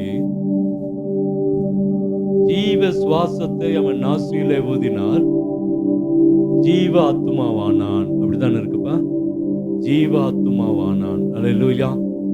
இப்போ நம்ம இன்னைக்கு ஒவ்வொரு மூச்சு விடுகிறதும் நம்ம ஒவ்வொரு நாளும் சுவாசிக்கிறதும் கர்த்தர் கொடுத்த கிருபை, கர்த்தர் கொடுத்த ஈவு, கர்த்தர் கொடுத்த ஒப்பனா ரொம்ப இறங்கி சொன்ன ஒரு பிச்சைன்னு சொல்லலாம். நம்ம சுவாசிக்கிற நம்ம விடுகிற ஒரு மூச்சு, நம்ம வெளியே விட்டா மூச்சு, உள்ளே போனா போச்சு, அவ்வளவுதான். விட்டா மூச்சு, சரி என்னது, வெளியே வந்தா மூச்சு, உள்ள போனா போச்சு, முடிஞ்சு கதை முடிஞ்சிடும். ஆனா நம்ம இன்னைக்கு நிறைய நேரத்துல ஆண்டவர் நமக்கு இந்த 7 வார்த்தைகள்ல நிறைய காரியங்களை கற்றுக் கொடுத்து போயிருக்கிறார். நிறைய காரியங்களை கற்றுக் கொடுத்து, அதுல இந்த கடைசி வார்த்தை என்ன சொல்லுது அப்படின்னா, நமக்கு கொடுத்த இந்த கிருபைய நாம் இந்த உலகத்துக்காக இழந்து போயிடக்கூடாது. உலகத்துக்காக இன்னைக்கு நிறைய பேர் பாருங்க, நான் எதுக்கு உயிர் வாழணும், பிள்ளைங்க குடும்பத்தில் ஒரு பிரச்சனை வந்த உடனே நம்ம முடிவு எடுக்கிறோம், நம்ம செத்துட்டா நல்லா இருக்கும். நம்ம செத்துறது ஈஸி தான், ஒன்றும் பெரிய கஷ்டமே இல்லை, ஈஸியா இல்லைங்களா? ஆனா அந்த மரணத்தை கூட இன்னைக்கு வெறியா செய்யறோம்னு இருக்கிறான். பார்த்துருக்கீங்களா? கெரோசின் எடுத்து கொளுத்திக்கிறான், பெட்ரோல் ஊற்றி கொளுத்திக்கிறான். சாதாரணமான ஒரு உயிரை கூட ரொம்ப கொடூரமா சிதைத்து போடுகிற காரியங்கள் கூட நடக்குது. ஆண்டவர் ஆதாமை உண்டாக்கி அவருடைய ஜீவனை, அவருடைய சுவாசத்தை ஆதாமுக்கு கொடுத்திருக்கிறார். இது யார் கொடுத்த ஜீவன்? பிதாவாகிய தேவன் நமக்கு கொடுத்திருக்கிற ஜீவன். நம்ம நினைக்கலாம், தாயின் வயிற்றுல பிறந்தேன், எனக்கு உயிர் வந்துருச்சு. ஆனா எத்தனையோ பேருக்கு தாயின் வயிற்றுல இருக்கும்போது உயிர் இல்லாம போயது இருக்கா இல்லைங்களா? எத்தனையோ குழந்தைங்க பிறக்கும் போது செத்து பிறக்கிறத பாக்குறோம். வயிற்றுக்குள்ளே செத்து போன குழந்தைங்கள்லாம் நம்ம கேள்விப்பட்டு இருக்கிறோம். பாய்சன் ஆகி தாயும் செய்யும் 2 பேரும் செத்து போனதெல்லாம் நம்ம என்ன செஞ்சிருக்கிறோம். ஆனா நம்மளை ஆண்டவர் எவ்வளவு அழகா நேர்த்தியா கொண்டு வந்துட்டாரு.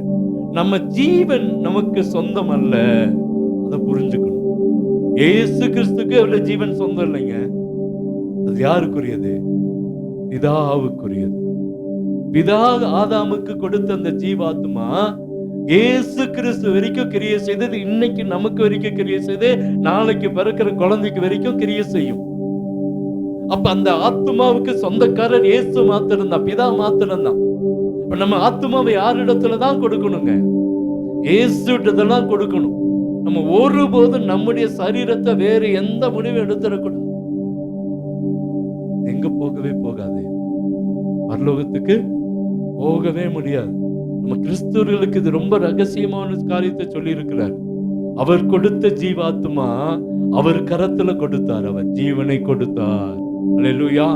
அப்போ சகோதரி சொன்னது போல நிறைய காரியங்களை செய்தால் அவருடைய சித்தத்துக்கு ஒப்பு கொடுத்து அவருடைய கரத்தில் அர்ப்பணிக்கும் பொழுது நிச்சயமா நமக்கு ஒரு புதிய வாழ்க்கையை கர்த்தர் வைத்திருக்கிறார். தயவு செய்து சொல்றேன், உங்க ஜீவனை எடுக்க முயற்சிக்காதீங்க. உங்க ஜீவனை எடுத்துக்கொள்ள முயற்சிக்காதீங்க. நம்ம சொந்தத்துக்கு சொல்லுங்க, பந்தத்துக்கு சொல்லுங்க, பிள்ளைகளுக்கு சொல்லிக் கொடுங்க, அவங்க தலைமுறையுமா சொல்லிக் கொடுங்க. நம்ம ஜீவன் நமக்கு சொந்தம் அல்ல, இது பிதாவுக்குரியது. அல்லேலூயா. என் பாக்கெட்ல இருக்கிற பரிசு எனக்கு மாத்திரம்தான் சொந்தம். அது யாருக்காவது சொந்தமாகுமா? சொந்தம் ஆகாது. என் கையில் இருக்கிற ஒரு வாட்சி எனக்கு மாத்திரம்தான் சொந்தம். ஒருவேளை இந்த வாட்சி கூட தம்பி சாம் கட்டலாம், இந்த பர்ஸு கூட எங்க மனைவி எடுக்கலாம், பிள்ளைகள் எடுக்கலாம். ஆனா இந்த ஆத்மாவுக்கு சொந்தக்காரர் இயேசு மாத்திரம்தான். அல்லேலூயா. அப்ப அந்த தேவன் பாருங்க, ஒவ்வொரு கிரெடிட் கார்டுக்கும் ஒவ்வொரு ஆதார் கார்டுக்கும் ஒரு நம்பரை வச்சிருக்காங்க. ஒரு போஸ்டல்ல அந்த நம்பர் அவங்க தான் யூஸ் பண்ண முடியும். அவங்க தான். இப்போ நீங்க எடுத்து உங்க இது ஏடிஎம் கார்டை மற்றவங்களுக்கு கொடுத்து உங்க குடும்பத்துக்கு கொடுக்கலாம். அவங்க எடுத்து நம்பர் தெரிஞ்சு வச்சுக்கலாம். நமக்கு பின்னாடி அவங்க யூஸ் பண்ணிக்கலாம். என்னோட நம்பர் 2 பேத்துக்குமே தெரியும். வேலை நாளைக்கு நான் இல்லை என்ன பண்ணாலும் அவங்க அந்த நம்பரை வச்சு என்ன செய்யலாம்? கார்டை யூஸ் பண்ணலாம். ஆனா இது எல்லாருக்கும் தெரியுமா? ஏன்? அது எனக்குரியது. அதே போலதான் ஆண்டவர் நமக்கு கொடுத்த ஜீவாத்மா நமக்குரியது. அதை நம்ம அவர்கிட்ட தான் கொடுக்கணும். அவர்கிட்ட தான் கொடுக்கணும். வேற யார்கிட்ட என்ன செய்ய முடியாது? கொடுக்க கூடாது, கொடுக்கவும் முடியாது. கொடுத்தா அது வேற மாதிரி ஆயிரும். இன்னைக்கு நிறைய பசங்க சொல்லுவாங்க, நாங்க போய் ஏதாச்சும் பண்ணிக்கிறேன். நிறைய அம்மா அம்மா சொல்றாங்க, நிறைய ஐயா அம்மா சொல்றாங்க, நிறைய வீட்டுல குடும்பத்துல பேசுறோம். இது தவறான காரியமா முடிஞ்சிடும். அல்லேலூயா. நமக்கு கொடுத்தது ஜீவாத்மா. அந்த ஜீவாத்மாவை பரலோக தேவனிடத்துல ஆண்டவரே, அதான் சகோதரி நல்லா சொன்னாங்க, அது அந்த யூதர்களுடைய கட்டளைகள்ல யூதர்கள் கற்றுக் கொடுக்க 5 வயசுல அந்த காரியத்தை கற்றுக் கொடுத்துருவாங்க. என்ன கொண்டு சனகரீப் என்கிறதான ஒரு சட்டம் இருக்கிறது. இந்த சனகரீப் சட்டத்துல தான் இப்ப சகோதரி சொன்னாங்க பாருங்க, ஒவ்வொரு நாளும் நைட்ல குழந்தையோட காதுல சொல்லுவாங்களா, என்னுடைய ஆவிய இயேசு கரத்துல ஒப்பு கொடுக்குறேன்னு ஜெபம் பண்ணிட்டு தான் சொல்லணும், தூங்கணும். இது வரைக்கும் சொல்லாத ஒரு காரியம் தான். இது ஒரு நல்ல காரியம். ஏன்னா சனகரீப் சங்கத்துல கற்றுக்கொண்ட யூதனுக்கு கற்றுக் கொடுக்கிற ஒரு பெரிய ரகசியம் இதுதான். நிறைய இருக்கு, நிறைய காரியங்களை சொல்லி தராங்க. ஆனா இதுல இது ஒண்ணு, தினந்தோறும் குழந்தை என்ன சொல்லுமா, என்னுடைய ஆவிய பிதாவின் கரத்துல ஒப்பு கொடுக்கிறேன். நம்ம சொல்லணுங்க, ஒவ்வொரு நாளும் சொல்லணும், ஆண்டவரே என்னுடைய ஆவிய பிதாவின் கரத்துல என்ன செய்யறேன். ஒருவேளை இந்த இரவுல நான் செத்து போனாலும் வேற யாரும் என்னுடைய ஜீவனுக்கு உரிமை பாராட்டக்கூடாதுப்பா. எனக்கு கடைசினத்துல நடக்கும். கடைசினத்துல அது நிறைய பேர் பார்த்துருப்பீங்க. சாகர நேரத்துல இவ்வளவு நாள் பரிசுத்தமா இருந்த மனுஷன், இவ்வளவு நாள் ஆண்டவருக்கு உண்மையா இருந்த மனுஷன், கடைசி நேரத்துல நம்மகிட்டே கேட்பாங்க, கொஞ்சம் ஏதாச்சும் வாங்கி கொடுங்க.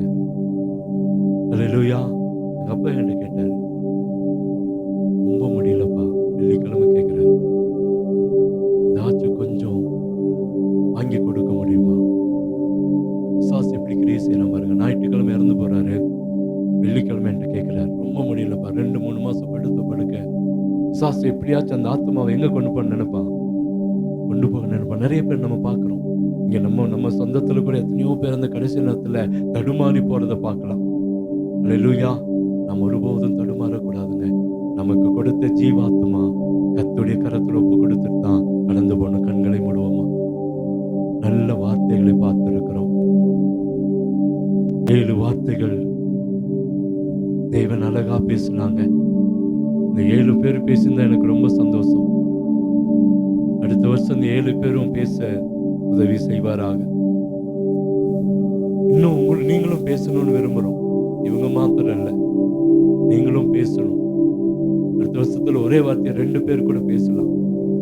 முதல்ல மன்னிப்பு. நமக்குள்ள இந்த குணம் வரணும்னு விரும்புறாருங்க. பிதாவே, தாங்கள் செய்கிறது என்னதென்று அறியார்கள், அறியாம செய்யறாங்கப்பா. நம்மளை ஒருத்தர் வேதனைப்படுத்திட்டான்னா சபிக்க வேண்டாம். நம்மளை ஒருத்தர் கஷ்டப்படுத்திட்டாங்கன்னா சபிக்க வேண்டாம். நமக்கு அந்த சுபாவம்லாம் இருந்துச்சு தான், இருக்குது தான். நான் இப்போ கொஞ்சம் கொஞ்சம் மாறிட்டு வருதுன்னு நான் நினைக்கிறேன். வைராக்கியம், கோபம், பொறாமை 25ஓடு முடிஞ்சு போகட்டும். மன்னிக்கிற சுபாவம் நமக்கு வரட்டும். நம்மளும் ஆண்டவரே, நான் செய்த பாவங்களை, துணிகரமா செய்த பாவங்களை மன்னிங்க ஆண்டவரே, தெரிஞ்சே செய்த பாவங்களை மன்னிங்க என்று காக்கிற காரியத்தை ஆண்டுகிட்ட கேட்போம், ஒப்பு கொடுப்போமா? கட்டி கொடுத்து யூதாசை மன்னிச்சாரு. அப்போஸ்தலனாகிய பேதுருவை மன்னிச்சாரு. பாருங்க, இந்த மன்னிப்பு ஒரு பார்வை பேதுருவை ஆண்டவர் பக்கமாக கொண்டு வந்துருச்சு. நம்ம நிறைய நேரத்துல பார்க்கிற பார்வை கூட சத்துருவை நம்ம பக்கமா கொண்டு வந்துடும். நமக்கு அந்த பார்வை கூட பார்க்க முடியறது இல்லை. யோசனை பண்ணி பாருங்க, நம்ம விரோதியாவே கண்கள் பார்க்குது. நம்ம பார்க்கிறோம் இல்லையா, நம்ம முகம் பார்க்குது, காட்டுது. அந்த முகம் அப்படியே மாறுது. ஆனா ஆண்டவர் பாருங்க, அந்த பேதுருவை கூட அப்படியே திரும்பி பார்த்தாரு. பேதுரு ரட்சிக்கப்பட்டான்.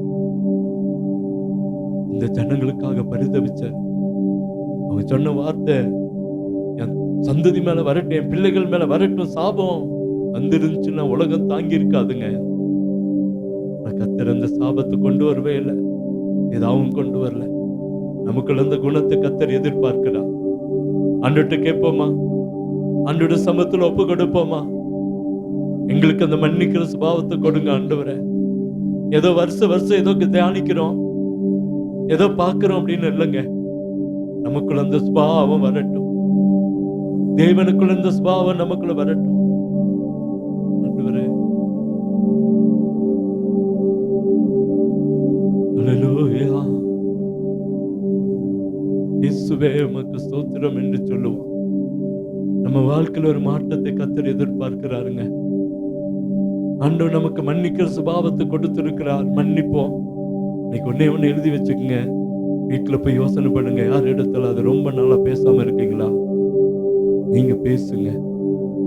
நான் கடந்த நாட்கள்ல ஒரு செய்தியை கேட்டுட்டு வந்து வீட்டுல மனைவிட்டு சொன்னேன், நான் உடனே அவங்களோடு பேசணும். ஏன்னா அந்த உணர்வு நமக்குள்ள வரணும். நம்ம பேசிடுவோம், அதனால ஒண்ணும் கெட்டு போறதில்லை. யார் இடத்துல அது நம்ம பேசாம இருக்கிறோமா, பேசிடுங்க. அவங்க நம்மள பேசாம போனாலும் பரவாயில்ல, நம்ம பேசுவோம். ரெண்டாவது அங்க பார்க்கிறோம் ரட்சிப்பு. அங்க ரெண்டாவது காரியத்தை பார்க்கிறோம். இந்த கல்லர்கள் ஒரு ரட்சிப்பை கர்த்தர் கொடுத்தா. நம்மள கடைசியில கூட ஒரு நரகத்துக்கு போகணும் நம்மளை விரும்பலைங்க. ஒருவேளை இது வரைக்கும் ஓடிட்டோம், கடைசியில ஒருவேளை கொஞ்சம் பின்மாற்றத்துக்கு போயிடலாமா? சூனியக்கார வீட்டுக்கு சவுலை போல சூனியக்காரனை எழுப்பி சாமுவேலை எழுப்பி ஏதாச்சும் ஒரு காரியங்களை கேட்டுடலாமா?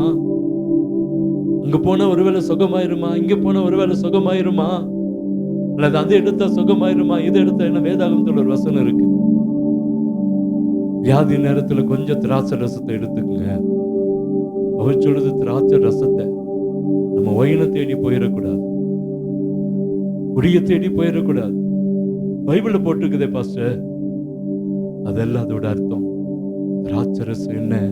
தேவனுடைய பங்கு, தேவன் நமக்காக சிந்தின ரத்தம். அதுக்கு அடையாளம் தான் திராட்சை ரசம். நீங்க நினைக்கிற திராட்சை ரசம் உலக பிரகாரமான மதுபானம் அல்ல. நம்ம நினைக்கிற மாதிரி மதுபானத்தை அல்ல, போதை தருகிறது அல்ல.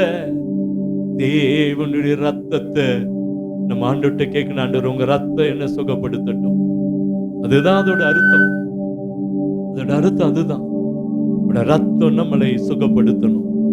நீங்க கேட்டு பாருங்க, ஆண்டவர் எனக்காக என் வியாதிக்காக ரத்தம் சிந்தினீங்கல்ல, என் வியாதியை மாத்துங்கன்னு சொல்லி அந்த திருவிருந்துல உண்மையா பங்கு பெற்று கேட்டு பாருங்க, வியாதிகளை கர்த்தர் மாட்டுவா. அப்படி ஒரு வேளை ஏன் பலவீனமா இருக்கும்போது வீட்டுல கொண்டு வந்து உங்களுக்கு திருவிருந்து தரோம், முடியலனாலும் ஏன் கொண்டு வந்து தரோம்? திராட்சை ரசத்தை ஒயினை வாங்கிட்டு வந்து பிராந்தி சாப்பில இருந்து வாங்கிட்டு வந்து தர்றதில்ல. ஒப்பனை சொன்னா நிறைய பேர் நினைச்சுக்கிறாங்க, பைபிள்ல போட்டுக்குதே பாஸ்டர். ஐயா கூட என்கிட்ட ஒரு நாள் சொன்னாரு, மன கசந்தவனுக்கு திராட்சை ரசம் கொடுங்க. அதோட அர்த்தம் என்ன தெரியுமா? நம்ம மனம் கசந்து போயிருக்கிறோமா, உள்ளம் உடைக்கப்பட்டு போயிருக்கிறோமா, நொறுக்கப்பட்டு நம்பிக்கட்டு போயிட்டோமா, தேவனுடைய ரத்தத்தை நம்ம மேல தெளிக்கும்படி அவருடைய சமூகத்துல வேண்டிக் கொள்ளணும். அதான் ரட்சிப்பு. கல்லனை கூட கர்த்தர் விடலைங்க, குற்றவாளியை கூட கர்த்தர் விடல. உங்களை என்னை விடக்கூடாதுன்னு நினைக்கிறாரு, உங்களை என்னை விடக்கூடாதுன்னு நினைக்கிறாரு. கடைசி வரைக்கும் முடிவு பரியந்தம் நிலைத்து நிற்கிறவனை ரட்சிக்கப்படுவான். அதான் ரட்சிப்பு. பாதியில ஏதோ வந்தோம், ரட்சிக்கப்பட்டுட்டோம், போயிட்டோம் இல்ல. அவளுடைய முடிவு வேதனைங்க. நான் கண்ணால பார்த்துட்டேன். அவளுடைய முடிவு வேதனை. நீங்க அப்படி திரும்பி பாருங்க.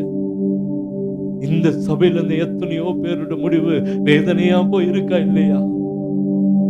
நான் அழுகிற ஆண்டு விட்டேன். அதுக்கு ஒருவேளை நான் காரணமா தான் என்ன மன்னிச்சிருங்கன்னு கேட்கிறேன். உண்மையாதாங்க. நீங்க என்ன பாராட்டணுன்றதுக்காக ஆண்டவர் என்ன மன்னிக்கணும்னு கேட்டுட்டு இருக்கேன். உங்களுடைய முடிவுக்கு நான் காரணமா போயிட்டேனாப்பா. நேற்று கூட ஒரு சகோதரனை குறித்து பேசும்போது வீட்டுல போய் நான் சொன்னேன் மனைவிட்ட, நான் ஒருவேளை காரணமா போயிட்டோமா, நாம ஒரு காரணமா போயிட்டோமா? இன்னைக்கு என்னோட உள்ள உடையுது, என்னோட உள்ள வேதனைப்படுது. எத்தனையோ பேரோட மரணம் அலங்கோலமா போயிருச்சு. ஒரு மரணத்தை நான் போய் பார்த்தேன். துண்டு துண்டா ஆச்சு. பெட்டியில வச்சிருக்கிறாங்க. அந்த மரணம் நாட்டும் தாங்க முடியல. கொஞ்சம் விட்டா உடஞ்சு செதறிடும் போல. ரட்சிக்கப்பட்டு ஞானஸ்நானம் எடுத்து தேவனோடு பந்தியில் இருந்த குடும்பம் இன்னைக்கு நிர்கதியா ஒண்ணுமே இல்லாம போயிருச்சு. யாருமே இல்லை. ஒரே ஒருத்தி மாத்திரம் இருக்கிறோம்.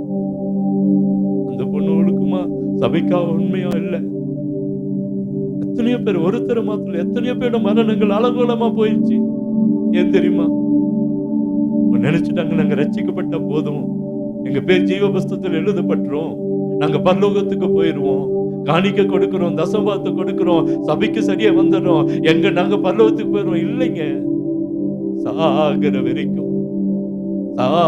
வரைக்கும் தேவனுக்குள்ள இருந்தாதான் பரலோகத்துக்கு போக முடியும். இல்லை அப்படின்னா அது கைவிடப்பட்ட நிலைமையில போயிடும். அதனாலதாங்க கல்லனை கூட கர்த்தர் விடல, இந்த குற்றவாளியை கூட கர்த்தர் விடல.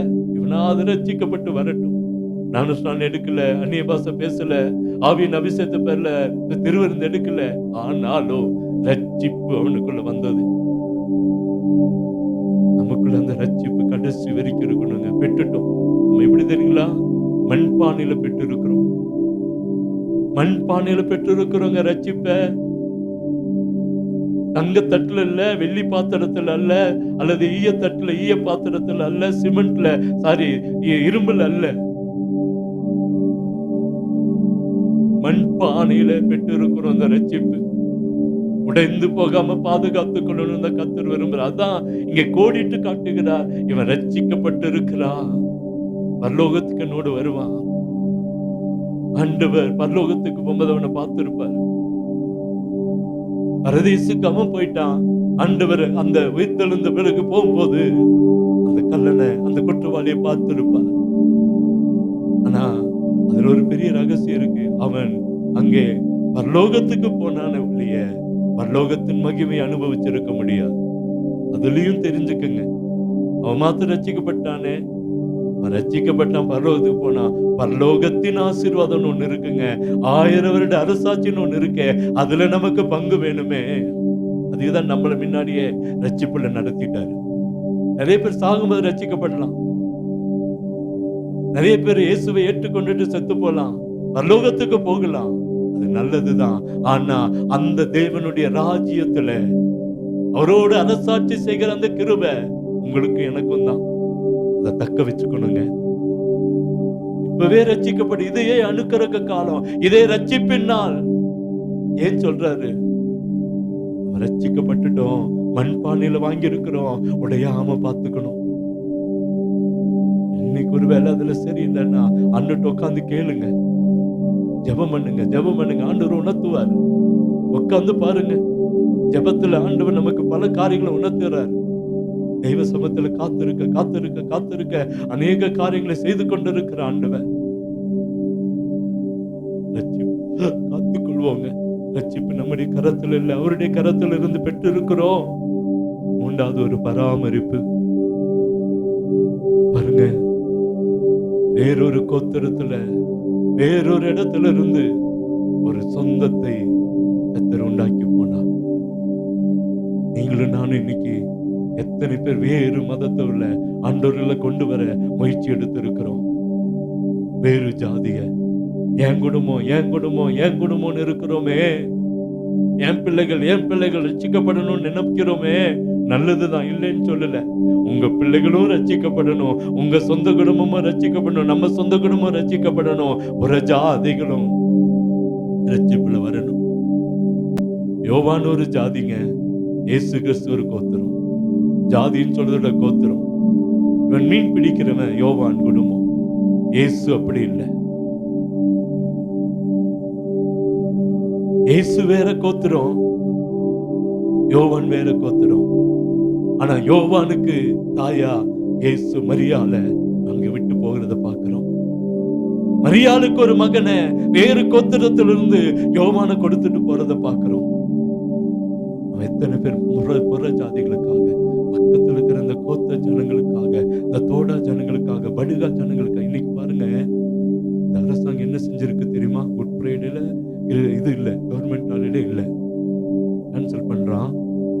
என்ன செய்யறான்னா, ஊருக்கு ஒரு சன்னியாசி அனுப்புறான், அட்டிகளுக்கு ஒரு சன்னியாசி அனுப்புறான். எல்லாரும் அங்க கான்சன்ட்ரேட் பண்ணணும்.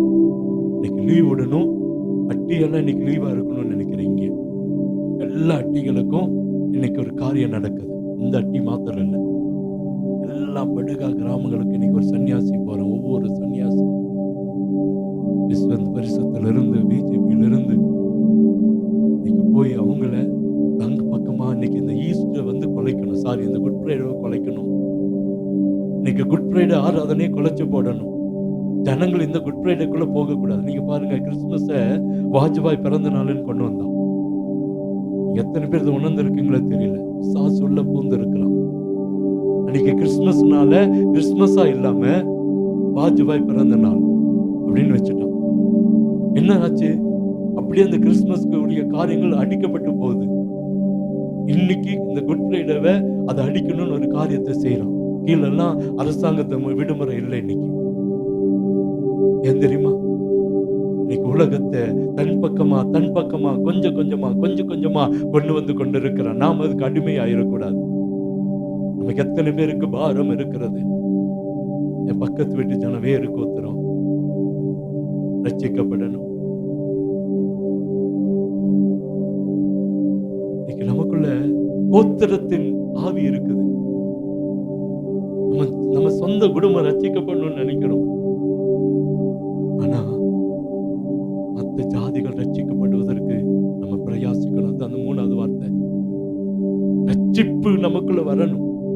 இயேசு ஒரு மாடலா இருந்து போனார். நான் இல்லப்பா, நீ இந்த கோத்திரத்துல வா, சொந்தக்காரனாக மரியாளுக்கு மகனா மாறணும். இது வரைக்கும் இயேசுதான் மரியாளுக்கு மகன், இன்னைக்கு யோவான் இயேசுவுக்கு மகன். எத்தனை பேர் செய்ய முடியும்? செஞ்சிருக்கிறோம். ஒரு ஜாதிக்காக கெஞ்சணுமே, மற்ற ஜாதிக்காக கெஞ்சணுமே, கோத்திரத்துக்காக கெஞ்சணுமே. அந்த ஊருக்குள்ள வரும்போது ஒரு ஐயா ரோட்ல நாங்க ஜங்ஷன்ல இருந்து நடந்து வந்தோம். ஒருத்தர் கேட்டாரு, ஐயா உங்க ஜாதி என்ன? நான் சொன்னேன், என்னோட ஜாதி இங்க யாருமே இல்லை. ஏன் அப்படின்னா, நம்ம ஜாதிக்காக வரல, தேவனுக்காக வேலை செய்ய வந்திருக்கிறேன்னு சொன்னேன். நான் ஜாதியை பார்த்து வந்தேன்னா இங்க வந்திருக்க மாட்டேன். நான் தேவனுக்காக, ஆண்டவருக்காக வேலை செய்ய வந்திருக்கிறேன் ஐயா. இன்னைக்கு அதை மறக்கல. என்ன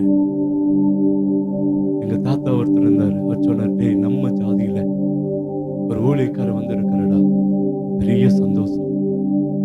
ஏன் இதை சொல்றேன்னா, நம்ம ஜாதிக்கு அவங்க பெருமை பாராட்டல. அன்னைக்கு யாரும் இல்லை எங்க ஜாதியில வந்தது ஊழியக்காரன், அதனால அவங்க பெருமை பாராட்டி இருக்கலாம். இன்னைக்கு நிறைய பேர் வந்துட்டாங்க.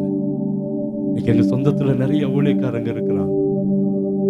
ஒரு ஊழியக்காரன் போய் எங்க தம்பி வீட்டுல, எங்க சித்தி பையன் வீட்டுல சொன்னாராம். அவர் சொல்லி இருக்கிறான், எங்க அண்ணனும் பாஸ்டர், எங்க பெரியம்மா பையன் பாஸ்டரா இருக்காரு எங்க ஊட்டியில, பேர் என்ன இப்படி பேரு கெட்டோன்னு அவர் சொன்னாராம், நானும் உங்க ஜாதி தான்ப்பா, என்னை ஏற்றுக்கொள்ளுங்க. அவர் நாம இங்க இருக்கிறோம், அவங்க தூரத்துல இருக்காங்க. அவர் சொன்னாரா, நானும் அவரும் அண்ணன் தம்பி போறதான், நானும் உங்க ஜாதி தான். நான் அடிக்கடி உங்களை வந்து ஜெபம் பண்ணிட்டு போறேன். பாருங்க, நம்ம ஜாதியை வச்சு பேசுறாங்க. அதுக்காக நான் சொல்ல, இன்னைக்கு எத்தனை பேர் நம்ம ஜாதி விட்டு மற்ற ஜாதிக்காக கையேந்தி நிக்கிறோம் ஆண்டவர்கிட்ட. தயவு செய்து சொல்றேன், மற்ற ஜாதிகளும் சபைக்குள்ள வரட்டும். நேற்று ஒரு பொண்ணு ஜெபம் பண்ணது என் உள்ளத்தை உடைச்சிச்சுங்க. அந்த பொண்ணு ஜெபம் பண்ணாங்க, எங்க ஏசப்பா எங்க சபையில இடம் இருக்குதப்பா, ஜனங்களை கொண்டு வாங்க. நான் கூட ஒரு நாள் இதை கேட்கல. எங்க சபையில இடம் இருக்குது, இந்த ஜாதிகளை கொண்டு வாங்க. நான் நேத்துல இருந்து இப்படி ஜெபம் ஆரம்பிச்சிட்டேன். ஆண்டவரே, எங்க சர்ச்சில் இடம் இருக்கு, இந்த ஜாதியெல்லாம் உள்ள கொண்டு வாங்க. நமக்கு யாருக்குள்ள அந்த எண்ணம் இருக்குது? இது பரலோகம் இல்லைங்க. சபை பரலோகம் இல்லை. ஒண்ணு தெரிஞ்சுக்கணும், சபை பரலோகம் இல்லை. எல்லாம் வரலாம், பாவியும் வரலாம், அக்கிரமக்காரன் வரலாம், குடிகாரன் வரலாம், எல்லாம் விபச்சாரக்காரன் வரலாம், வேசித்தனக்காரன் உள்ள வரலாம். நம்ம அதை கேவலமா பார்க்க கூடாது. பரலோகத்துக்கு போகும்போது பரிசுத்தம் இருந்த போது சபைக்கு வருவதற்கு பரிசுத்தம் தேவையில்லை. பரிசுத்தம் இங்க வந்து நடக்கும். தேவன் பரிசுத்தப்படுத்துவா. உங்களையும் எப்படி பரிசுத்தப்படுத்தினாரோ அதே போல அவங்களை பரிசுத்தப்படுத்துவா. நம்ம ஏற்றுக்கொள்ளணும். நமக்குள்ள அந்த மனப்பக்குவம் வரணும். நம்ம இன்னைக்கு என்ன நினைக்கிறோம்? அவங்க வந்தா அவன் குடிக்காரன், இவன் வந்தா இவன் திருடன், இவன் போய் பேசுகிறவன், இவன் கெட்ட வார்த்தை பேசுறான், இவன் போய் விபச்சாரக்காரன், இவன் வேசித்தனக்காரன். நான் எனக்குள்ளே அந்த எண்ணங்கள் இருந்துச்சு. ஒரு நாள் சொன்னார், இது பரலோகம் இல்ல, இது சபை. எல்லாருக்கும் இடம் இருக்குது, எல்லா ஜாதிக்கும் இடம் இருக்குது, எல்லா கோத்திரத்துக்கும் இடம் இருக்குது, எல்லா மனுஷருக்கும் இங்க இடம் இருக்குது. இங்க வந்தவன் சரியாகட்டும். இன்னைக்கு அழுத ஆண்டவர் என்னை மன்னிச்சிருங்கப்பா. இதுவரைக்கும் எனக்குள்ள இருந்த அந்த குறுக்கிட் மைண்டு என்னை விட்டு வெளியே போகட்டும். நம்ம அப்படிதான் நினைக்கிறோங்க. மத்தவன் வந்து அவனை கேவலமா பாக்குறோம், மத்தவன் வந்து அவனை விபச்சாரக்காரனா வேசித்தனக்காரனா பாக்குறோம். மனுஷனை பார்க்கல, அவன் ஆத்மாவை பார்க்கல. அவனுக்குள்ள ஒரு ஆத்மா இருக்குதுன்னு பார்க்கல. நமக்குள்ள இந்த ஆத்மாவை குறிச்சு ஒரு பாரம் வரட்டும். ஆண்டவர் ஜாதியை பார்க்கல, கோத்திரத்தை பார்க்கல. யோவானுக்குள்ள ஒரு ஆத்மா இருக்குது, மரியாளுக்குள்ள ஒரு ஆத்மா இருக்குதுன்றதை உணர்ந்தார் அவர். எத்தனை பேருக்கு அந்த எண்ணம் இருக்குது? மனுஷனை ஜாதியை வச்சு பார்த்தோமா, அது பரலோகம், அது நரகத்துக்கு கொண்டு போயிடும். ஆத்மாவை குறிச்சு தாகம் நமக்குள்ள வரட்டும். அவனுக்கு ஒரு ஆத்மா இருக்குது, அந்த ஆத்மா நரகத்துக்கு போயிடக்கூடாதே. எத்தனை பேருக்கு அந்த உணர்வு வருது? ஒரு நாள் என்று சொன்னாரு, சபை ஒண்ணு பரலோகம் இல்ல, பரிசுத்தமான மாத்திரம் தான் உள்ள வரணும்னு. இது பரலோகம் இல்ல, இது சபை. இங்க எல்லாருக்கும் இடம் இருக்குது. நேத்து அந்த சகோதரி ஜெபம் பண்ணாங்க, ஏசப்பா எங்க சபையில இடம் இருக்குதப்பா, கொண்டு வாங்க.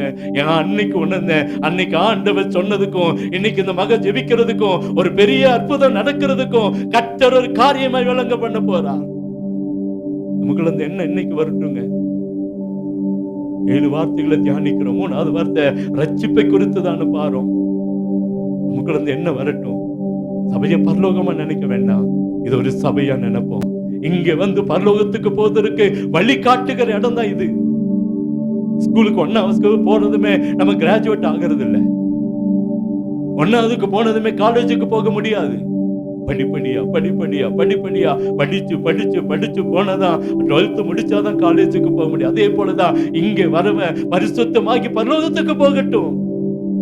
அது வரைக்கும் அவன் பாவத்தையோ அக்கிரமத்தையோ ஆண்டவரை பார்க்கல. நம்ம ஏன் கடந்த நாட்கள் ஒன்று சொல்ல இன்னைக்கு டிவில எல்லாம் ஒரு மனுஷனை குறிச்சு ஒரு காரியம் வந்துட்டு இருக்குது.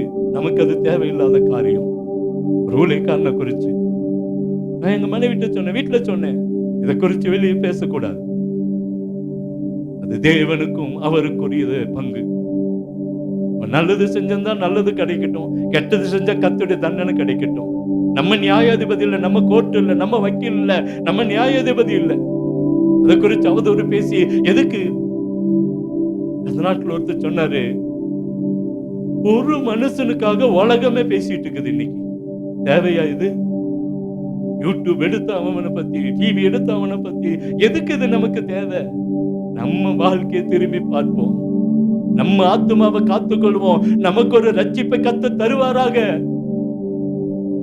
நம்ம கடைசி வரைக்கும் முடிவு இருந்தோம், நாம நிலைத்திருந்தா தான் நம்ம பரலோகத்துக்கு போக முடியும்ன்றத நம்ம தெரிஞ்சுக்கணும். நான் ரட்சிக்கப்பட்டுட்டேன், நான் ஊழியக்காரன் ஆயிட்டேன், பாஸ்ட் ஆயிட்டேன், ஏதோ ஒரு செய்தி சொல்லிட்டு இருக்கிறேன், நான் பரலோகத்துக்கு போயிடுறேன். நடக்காதுங்க, நடக்காது. இதுல காரியமே இல்லை. நானும் சரியா இருந்தாதான் பரலோகத்துக்கு போக முடியும். நான் சரியில்லைன்னா உங்களை விட எனக்கு ஆக்குனே அதிகம், ஊழியக்காரனுக்கு ஆக்குனே அதிகங்க. தெரியுமா? அது உங்களை விட அதிகமா அடிக்கப்படுவது நான் தான். நான் சரியா இல்லைன்னா அதை உணரணும். நான் முதல்ல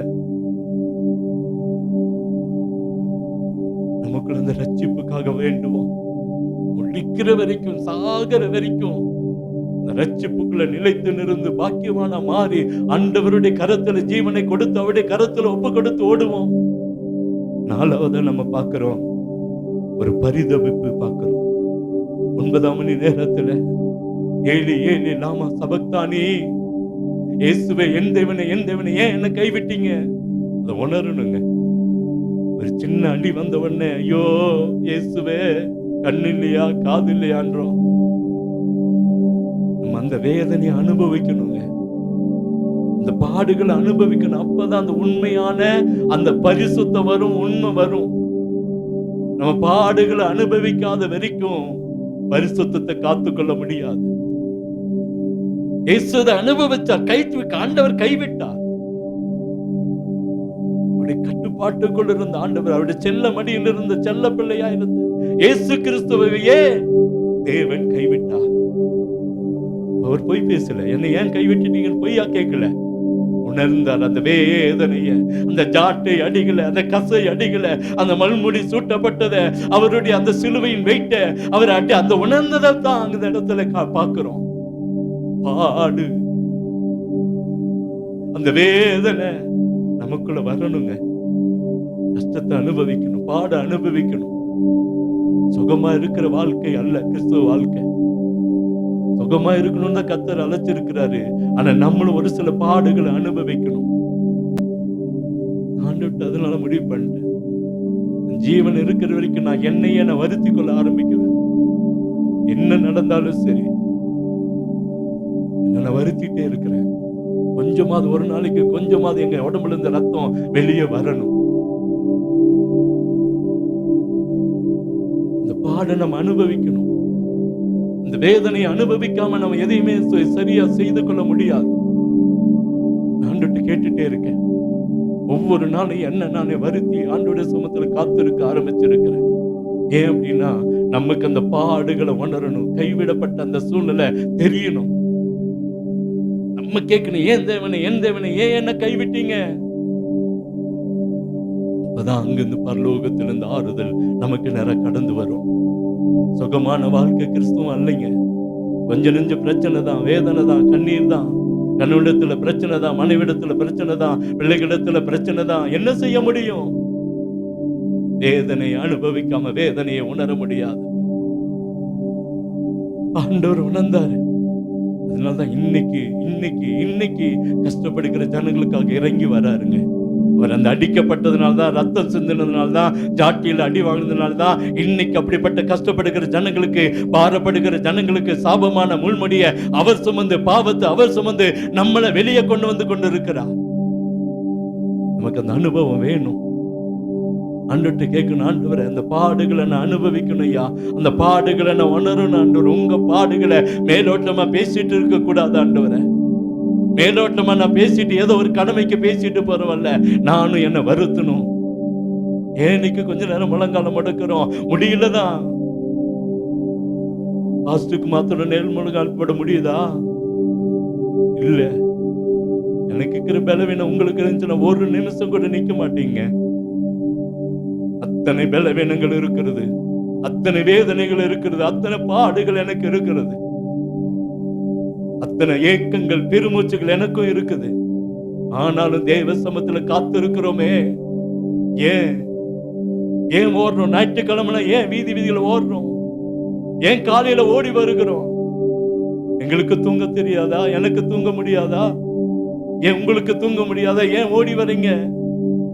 இந்த கொஞ்சம் வேதனை அனுபவிப்போம், நடந்து வருவோம், பாடுபடுவோம். கர்த்தர் நமக்காக பாடுபட்டாரே. அப்பதான் ஆண்டவர்ட்ட உரிமையா கேட்க முடியும். நான் அடிக்கடி சொல்லுவேன், ஒரு சகோதரனுடைய ஜெபம் ஒரு சபையை இன்னைக்கு மாத்தி இருக்கிறது. இன்னைக்கு அந்த திருச்சபையை இழுத்து கட்டப்பட்டு இருக்கிறது. கொட்டையா, ஆட்டு கொட்டையா இருந்த ஒரு இடம் இன்னைக்கு ஒரு திருச்சபை என்கிறதான பெயரில் வந்திருக்கிறதே. ஒரு அம்மாவுடைய அந்த ஜெபம் நமக்குள்ள, அந்த ஜெபம் எப்போ வருங்க? அனுபவிச்சாதான் வரும். நம்ம எங்கேயும் அனுபவிச்சிருப்பாங்க, அதை அனுபவிச்சிருக்காங்க. ஏன் ஆண்டவரே, இயேசுவே ஏன் கேட்கிறாங்க? அவன் என்ன கேட்கிறான்? கொடு. ஆத்மாவை தானே கேட்கிறான், கொடு. அவன் வேற என்னத்தை கேட்கிறான்? நமக்குள்ள அந்த உரிமையான ஜெபம் என்னைக்கு வரும்? அனுபவிச்சாதாங்க வரும். நமக்குள்ள அந்த அனுபவத்தை கர்த்தர் தருவாராக. சும்மா இல்ல. அடுத்தது தாகம். என்ன தாகம் நமக்கு? கேட்டுட்டு அப்படியே போயிடுறோம்.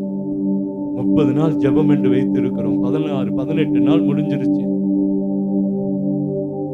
இன்னைக்கு 18ஆம் தேதி வந்திருக்கிறோம். எத்தனை பேர் வந்து ஜெபிக்கிறோம்?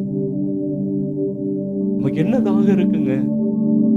தாகத்தை குறித்து பேசுறோம், தாகத்தை குறித்து சிந்திக்கிறோம்.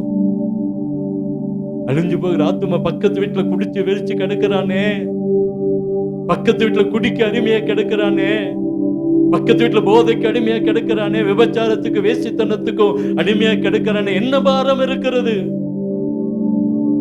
என்ன தாகம் நமக்குள்ள இருக்குது? அங்க ஜெபிக்க முடியல. சபையில வந்து உட்காருங்க, கதறுங்க. 1 மணி நேரம் தேவ சமத்துல ஆண்டவரை இவனை ரட்சிங்கன்னு கேட்டு பாருங்க. ரட்சிக்கப்படுவான், நிச்சயமா வருவான். என்னுடைய வாழ்க்கையில நடந்தது அதுதான். நானும் பின்மாறிதான் போனேன். நானும் தேவனை விட்டு தூரம் தான் போனேன். எதேச்சியா சபை வழியாய் போகும்போது என்னுடைய பெயர் உச்சரிக்கப்படுகிறது. அங்க என்னுடைய பெயரை வைத்து ஜெபிக்கிறாங்க. ஒரு வெள்ளிக்கிழமை நாள்ல என்னடா குமார்ன்னு பாக்குறாங்களேன்னு சொல்லி நின்னு பார்த்தா, குமார ரட்சித்து சபைக்கு கொண்டு வாங்கன்னு கூட்டம். ஒரு கூட்டம் கதறுது, ஒரு கூட்டம் கதறுது. அன்னைக்கு உள்ள உடஞ்சிச்சு. நான் ஆண்டவர்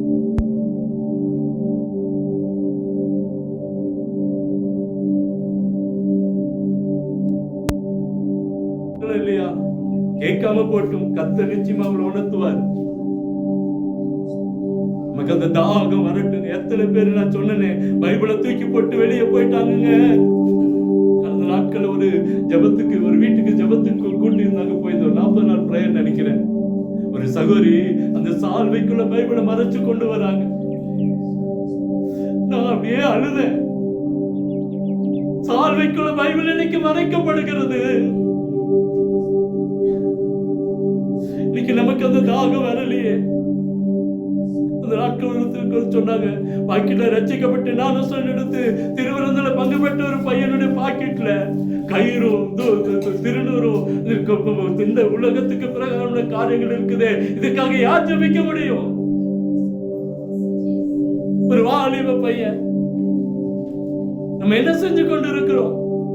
ஒரு நாளாவது அவனுக்காக பாரத்தோடு ஜெபித்து இருக்கிறோமா? 7 மணிக்கு வந்து ஒரு பிள்ளைகளுக்காக நிக்கிறான். தலையும் அவனுடைய உடம்பு, அவனுடைய உடல் அமைப்பும் தலை கூட வரல.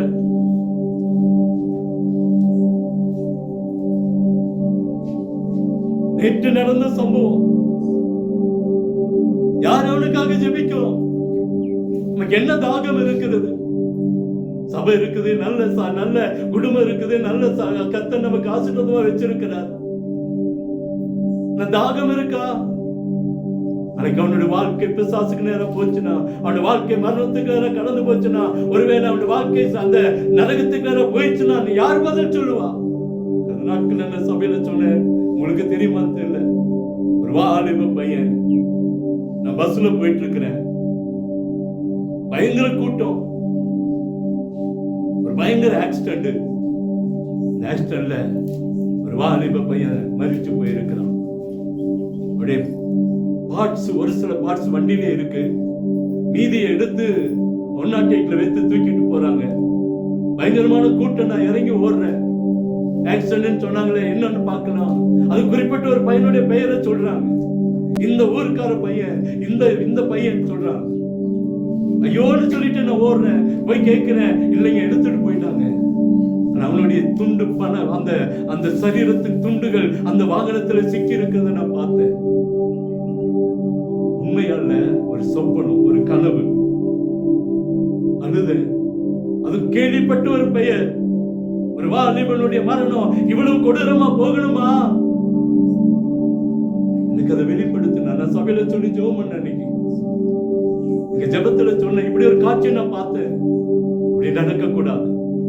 இப்படி நடக்க ஒரு வாரமா இருக்கும்னு நினைக்கிறேன். ஆண்டவர் எனக்கு ஒரு தரிசனத்தை கொடுத்தார். இப்படி ஒரு மரணம் சம்பவிக்கணுங்களா? இந்த மகனை குறிச்சு என்ன தாகம் நமக்கு இருக்கு? யார் அவனுக்காக பரிந்து பேச முடியும்? அவனத்துல நேரடியா சொன்னா கேட்க மாட்டான். ஆண்டவர்ட்ட சொன்னா கர்த்தர் கேட்பா. அவனை திச்சி மந்த சபைகளை கொண்டு வந்து நிறுத்துவா. ஆண்டவர்ட்ட கேட்டிருக்கேன், நேர சொன்ன கேட்கல. ஜெபித்து பாருங்க, ஆண்டவர் அடிச்சு கொண்டு. அன்னைக்கு எனக்கு நடந்தது அதை நான் அன்னைக்கு கேட்கல.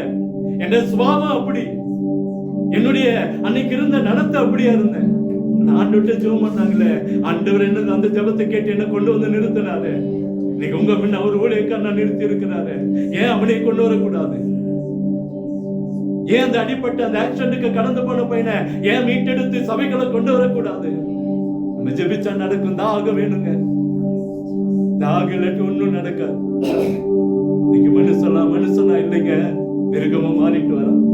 நீங்களும் நானும் தான் மனுஷர்கள், தெரியுமா? அது கிறிஸ்துவங்க மாத்திரம் தான் இன்னைக்கு மனுஷனா இருக்கிறோம். நமக்குள்ளதான் அந்த பாரம் இருக்குது, நமக்குள்ளதான் அந்த தாகம் இருக்குது. ஒரு திறப்பின் வாசல் நமக்குள்ளதான் அது கிரிய செய்து. நம்மளை விட யாருக்கும் அந்த பாரம் இல்லைங்க. நம்மளும் அதை உதாசனப்படுத்த வேண்டாம். இந்த 30 நாள் ஜபத்துல எல்லாம் வாங்க. நான் நினைச்சிட்டேன் இனி வந்து 30 நாள் மாத்திரம் இல்ல, இனி எல்லா நாளும் இந்த அதிகாலை ஜப சபையில் இருக்கும். 2 நாளை தவிர இந்த 18 நாள்ல 2 நாளை தவிர அத்தனை நாள் வந்திருக்கிறேன். சகோதரர் எல்லா நாளும் வந்திருக்கிறான். பாஸ்டமும் பல நாட்கள் வந்துட்டாங்க, சேமும் பல நாட்கள் வந்துட்டான். ஏதை சொல்றேன்னா, நீங்க எத்தனை பேர் வந்து ஜெபிச்சீங்கன்னு கேட்கறதுக்கு இல்ல, ஜெபம் பண்ணுங்க, தாகத்தோட ஜெபம் பண்ணுங்க. உங்க பிள்ளையும் பரலோகத்துக்கு போனுங்க.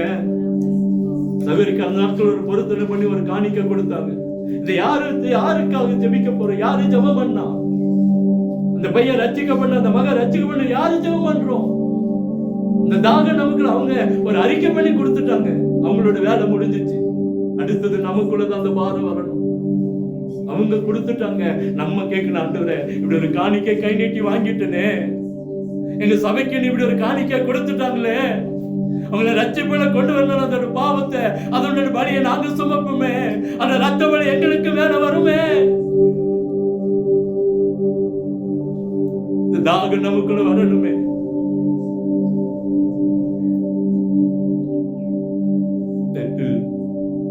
இரவுல இந்த அரசு கோயில்ல கூட்டமான கூட்டம். ஏன் என்ன இருக்குன்னு வர்றோம்? அந்த நாள் அவங்க அந்த பாவத்தை அறிக்கை பண்ணி கழுவி ஜெபிக்கணும். என்ன தாகம் இது? உங்களுக்கு எனக்கு என்ன தாகம் இருக்குது? அவங்களுக்கு என்ன தாகம் இருக்குது? போட்டு 40 நாள் கறிமீன் சாப்பிடாம, குடும்பத்தோட ஒன்னா இருக்காம, தனிமைப்படுத்தி 40 நாள் இருந்து குருசமலைக்கு போய், வேளாங்கண்ணிக்கு போய், ஈஸ்டர் அன்னைக்கு வீட்டுக்கு வரோம். என்ன இருக்குது? நம்ம என்ன செய்யறோம்? 2 பேர் ஒரு வண்டி எடுத்துட்டு போயிருக்காங்க. 2 பேர் அவ்வளவு செலவு பண்ணி, நம்ம ஒரு சின்ன காரியத்துக்கு யோசனை பண்றோம். தாகம் நமக்குள்ள வரட்டும், தாகம் நமக்குள்ள வரட்டும். முடிந்தது என்று சொல்லி பார்த்தோம். 6வதா என்னத்தை முடிச்சிருக்கிறோம்? ரட்சிக்கப்பட்டு இத்தனை ஆண்டுகளாச்சு, என்னத்தை முடிச்சிருக்கிறோம்? நம்மளால ஆத்துமாக்கள் விலைக்கு போனதுதான் மிச்சம். சபைக்கு வந்தவங்க வெளியே போனதுதான் மிச்சம். உள்ள ஒருத்தரை உட்கார வைக்க முடியல. ஒரு வருஷத்துக்கு ஒரு குடும்பத்தை சம்பாதிச்சிருந்தா கூட இன்னைக்கு 40 குடும்பங்கள் சபைக்குள்ள இருந்திருக்கும். என்னத்தை செஞ்சு முடிச்சிட்டோம்? நீங்களும் நான் கிறிஸ்தவர்கள் என்று சொல்லி மாத்தட்டி கொண்டு இருக்கிறோம். நானும் கிறிஸ்தவன் சொல்லி நம்ம குடும்பத்துல சொல்றோம். குடும்பத்தை கூட, தாய கூட, தகப்பனை கூட, சகோதரன் கூட, சகோதரியை கூட சபைக்குள்ள கொண்டு வர முடியலையே. முடிந்தது என்று சொல்றோம். என்னத்தை முடிச்சிருக்கிறோம்? யோசனை பண்ணுங்க. இந்த நாட்கள் மட்டும் அடுத்த நாட்கள் தான் சபைக்குள்ள வரும். இந்த வாரம் வரல. என்ன நடந்துச்சு பாஸ்டர்?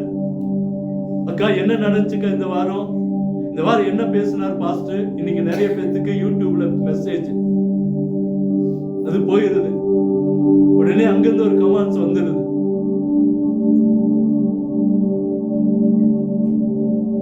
அதல்ல, சபையோட காரியங்களை பங்கெடுக்கணுங்க. ஒரு ஜெபமா ஓடி வரணும், ஒரு துதியா செய்யணும். தேவனுடைய கரம் தேவனுடைய சமூகம் நமக்கு முன்பாக இருக்குது என்று எத்தனை பேர் உணர்ந்திருக்கிறோம்? இன்னைக்கு ஒரு லேட்டஸ்டா நம்ம ஆல்டர்னேட்டிவா பண்ணிட்டோம். இந்த வாரம் நான் வர, அடுத்த வாரம் நீ வா. சபை அப்படி ஆயிடுச்சு. இன்னைக்கெல்லாம் பரிசுத்தம் இருந்தாதான் ஆண்டவர்கிட்ட போக முடியும். இன்னைக்கு பரிசுத்தம் வேணும்னாலே ஆண்டவர்கிட்ட போய் தான் நிக்கணும். புரிஞ்சுட்டீங்களா? சொன்னது புரிஞ்சுச்சா? இன்னைக்கு பரிசுத்தம் இருந்தாதான் தேவனிடத்துல போக முடிஞ்சிச்சு. இன்னைக்கு பரிசுத்தத்துக்காகவே ஒவ்வொரு நாளும் தேவனிடத்துல வர வேண்டிய கண்டிஷனுக்கு வந்துட்டோம். அவர் சொன்னாரு முடிஞ்சிச்சுன்னு சொல்லி நம்ம சொல்ல முடியுமா? என்ன தெரிஞ்சுட்டீங்க, நோக்கு முடிஞ்சிச்சுப்பா. நான் ஒரு நாள் ஆண்டுட்டு ஜபிக்கிறது அர்த்தம் என்ன? இந்த நாள் வரைக்கும் வச்சிருந்தீங்க, நன்றி. இன்னைக்கு மரணம் வந்துச்சுன்னா என்னை வச்சு முடிச்சிட்டீங்க, எனக்கு அவ்வளவுதான், எனக்கு கொண்டு வந்த நோக்கம் முடிஞ்சிச்சுன்னா எடுத்துக்கல, எனக்கு உயிர் பிச்சை கொடுங்க. ஒவ்வொரு நாளும் ஜெபிக்கிறேன். இந்த உயிர் பிச்சை எதுக்குன்னா உங்க சித்தத்தை நிறைவேற்றிட்டு சாகிறேன். உங்க சித்தத்தை நிறைவேற்றிட்டு போறப்பா, அது வரைக்கும் எனக்கு உயிர் பிச்சை கொடுங்கன்னு கேட்கிறேன்.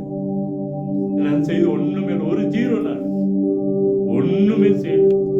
எதை செஞ்சிட்டோம்? ஆண்டவருக்காக நான் ஒரு வேலை கூட செய்யலைங்க. நான் சொல்லுவேன், நினைச்ச நோக்கத்துக்கு என்ன இந்த சபையில கொண்டு வந்து இத்தனை ஆண்டுகள் 25 வருஷம் வச்சாரு, ஒரு வேலை கூட செய்யல. சுகபோகமா வாழ்ந்துட்டேன். நான் ஒத்துக்கிறேன், ஆண்டவருக்காக நான் எதையுமே செய்யலைங்க. பெருமை வந்திருக்கு. இன்னைக்கு பல இடங்கள்ல நம்மளை உயர்த்தி இருக்கிறாங்க, பல இடங்கள்ல அதிகாரங்கள் வந்திருக்கு, பொறுப்புகள் வந்திருக்கு. அவ்வளவுதான் பாஸ்டர் இல்ல. நான் தேவனுக்கு நான் அவருடைய தேவைய எதையுமே நான் செய்து செய்யல. முடிக்கிறது எங்க?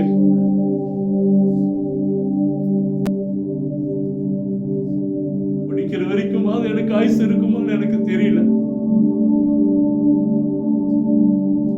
ஆண்டவர் நம்மளை அனைத்து நோக்கம் பெருசு. அன்னைக்கு பேதுருவை பார்த்த உடனே பேதுரு மனம் கசந்து அழுது தேவனுக்காக திரும்பினான்.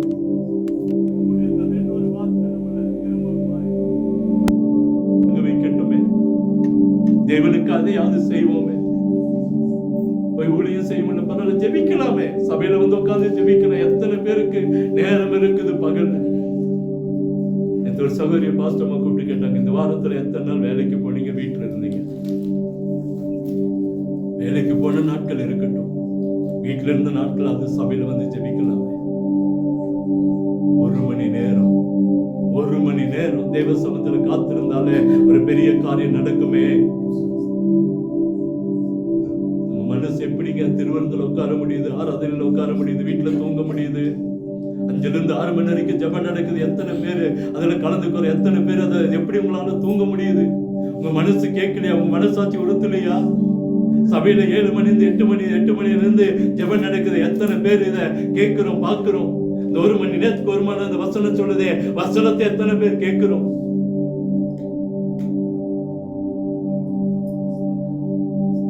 நம்மளால எப்படி முடிஞ்சிருச்சுன்னா என்ன எடுத்துங்க, நான் செத்துறேன்னு சொல்ல முடியும்? போதும் ஆண்டவரே, என் பையன் பிரச்சனை, என் புள்ள பிரச்சனை, என் மருமகன் பிரச்சனை, என் மருமக பிரச்சனை, எங்க அப்பா பிரச்சனை, எங்க அம்மா பிரச்சனை, நான் செத்து போறேன், எப்படி சொல்ல முடியும் நம்மளால? ஆண்டவருக்கு என்ன செஞ்சிருக்கிறோம்? ஆண்டவருக்கு நம்ம என்ன செஞ்சிருக்கிறோம்? ஒரு நொடி தான் போக முடியும். வாழ்க்கை பரிதாபமா போயிடும்ன்றதை மறந்துடக்கூடாது. 7வது பார்த்தோம், தன் ஜீவனை ஒப்பு கொடுத்த காரியம்.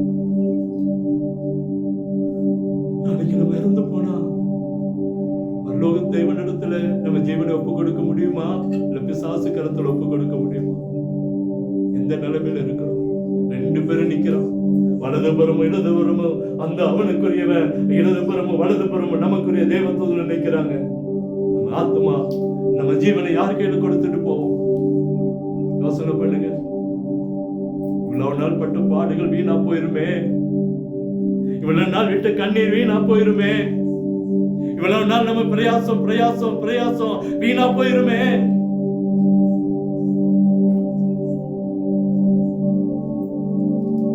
யார் கரத்துல ஒப்பு கொடுக்க போறோம்? நம்ம ஜீவன் யாரு கரத்துல இருக்குது? இப்போ நம்ம கரத்துல இருக்குதா, பிசாசு கரத்துல இருக்குதா? யார் ஆட்டி படைக்கிறா? யார் நம்மளை நடத்துறா? ஒவ்வொரு நாளும் யார் நமக்கு தலைமை தாங்குறா? யார் நம்முடைய ஆத்மாவுக்கு கோஆர்டினேட் பண்ணி போறா? யாருங்க கோஆர்டினேட் பண்ணி போறா? மனுஷனா, பணமா, பதவியா, வேலையா? சம்பாதிக்கணும் இல்லைன்னு சொல்ல, ஆனா தேவனையும் சம்பாதிக்கணும். பணத்தை மாத்திரம் சம்பாதிப்பது குறி அல்ல, தேவனையும் சம்பாதித்து வைக்கணும்.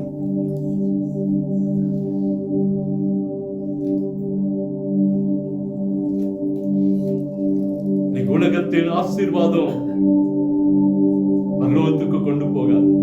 ஐயா ஒன்னு சொன்னார், போன வாரம் நினைக்கிறேன், நான் இல்லாத போது ஒரு சகோதரர் இந்த சபையில பிரசங்கம் பண்ணார், ஐஸ்வர்யவான்கள் பரலோகத்துக்கு போக முடியாது, ஆனா உலக ஐஸ்வர்யம் பரலோகத்துக்கு கொண்டு போகாது, தேவ ஐஸ்வர்யம் பரலோகத்துக்கு கொண்டு போகும். நம்ம யாருடைய ஐஸ்வர்யத்துல வாழ்ந்துட்டு இருக்கிறோம்?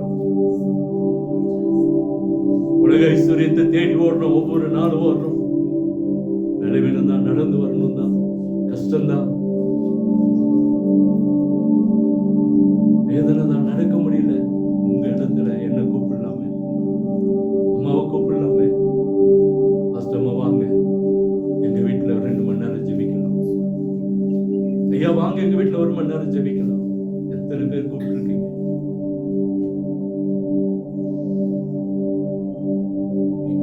ஜெபிக்கிறது கூட நமக்கு நிக்க நேரம் இல்லை. கூப்பிடுங்க, நாங்க வரோம், நான் ஆயத்தமா இருக்கிறேன். நைட்ல கூப்பிட்டாலும் வர்றதுக்கு நாங்க ஆயத்தமா இருக்கிறோம். எங்க வீட்டுல வந்து தங்குங்க பாஸ், எங்க வீட்டுல நைட் ஜெபம் பண்ணலாம், நான் வர ரெடியா இருக்கேன். வரக்கூடிய நாட்கள் ஜெபத்துக்கு முக்கியத்துவம் கொடுக்கணும்னு முடிவு பண்ணிட்டேன். உலக ஓட்டத்தெல்லாம் மறக்க போறேன், உலக ஓட்டத்தெல்லாம் இன்னைக்கு கண்ட்ரோல் பண்ண போறோம். 24ஆம் தேதி சென்னையில் ஒரு மீட்டிங், 25ஆம் தேதி ஒரு ஊழியக்காரர் கூப்பிட்டையா, உங்களுடைய இது ஆதாரம் கொடுங்க, ட்ரெயினில் புக் பண்ண சொன்னா, ஏன் நான் வரமாட்டேன். அவருக்கு என் ரொம்ப கோபம்.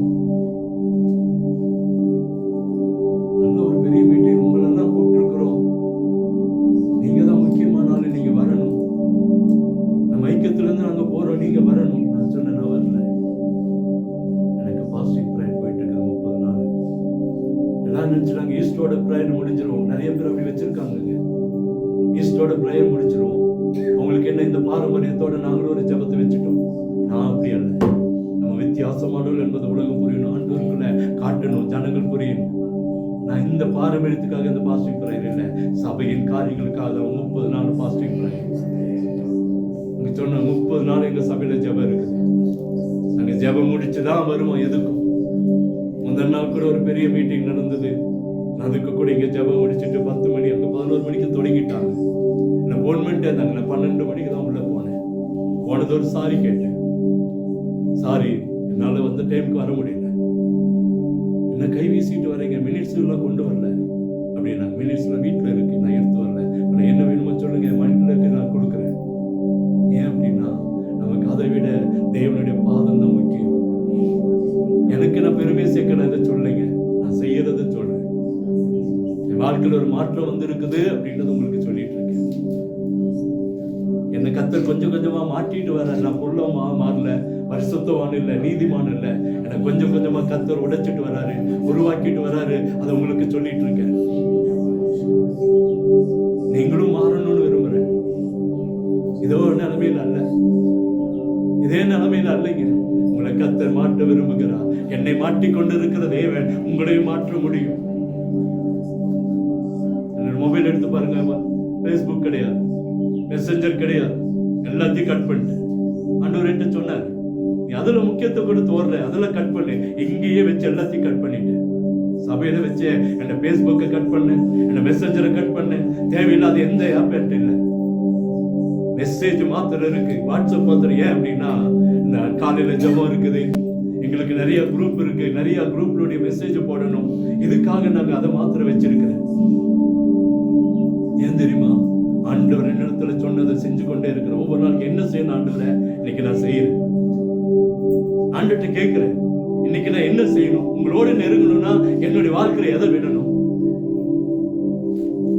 அப்பதாங்க நம்ம ஜீவனை ஆண்டவர்களை கொண்டு போய் நிறுத்த முடியும். தயவு செய்து சொல்லுங்க, 7 வார்த்தைகளை தியானித்து இருக்கிறோம். இந்த 7 வார்த்தை 3 ரகசியங்களை புரிந்து கொள்ளும்.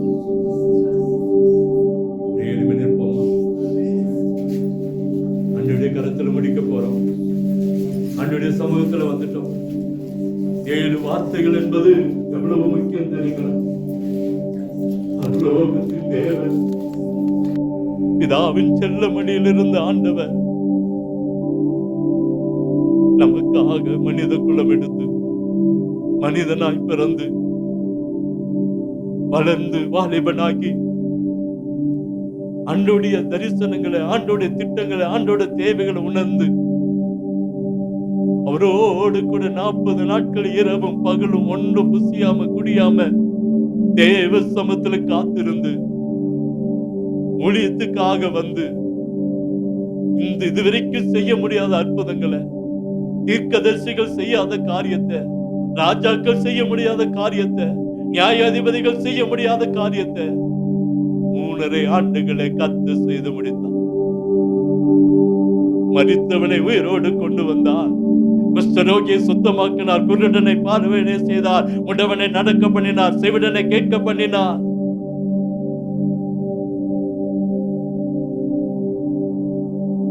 அற்புதங்களை கத்து செய்தார். செய்துவிட்டு அந்த சிலுவை மரணத்துல தன்னை சிலுவையிலே ஊற்றி, தன்னை ஜீவனை சிலுவையிலே ஊற்றி சொன்ன 7 வார்த்தைகள் தான். அந்த 7 வார்த்தைகள் நாம் இன்னும் இதை பேச்சாய், பொருளாய், செய்தியாய், வார்த்தையாய் எடுத்துக்கொள்வோம் என்று சொன்னா நம்மளை போல பரிதபிக்கப்பட்டவங்க யாரும் இருக்க முடியாது. தேவன் நமக்கு கொடுத்த கட்டளையாய் ஏற்றுக்கொண்டு, தேவன் நமக்கு கொடுத்த கட்டளையாய், திட்டமாய், சித்தமாய் ஏற்றுக்கொண்டு செயல்படுத்த கர்த்தர் நமக்கு உதவி செய்வாராக.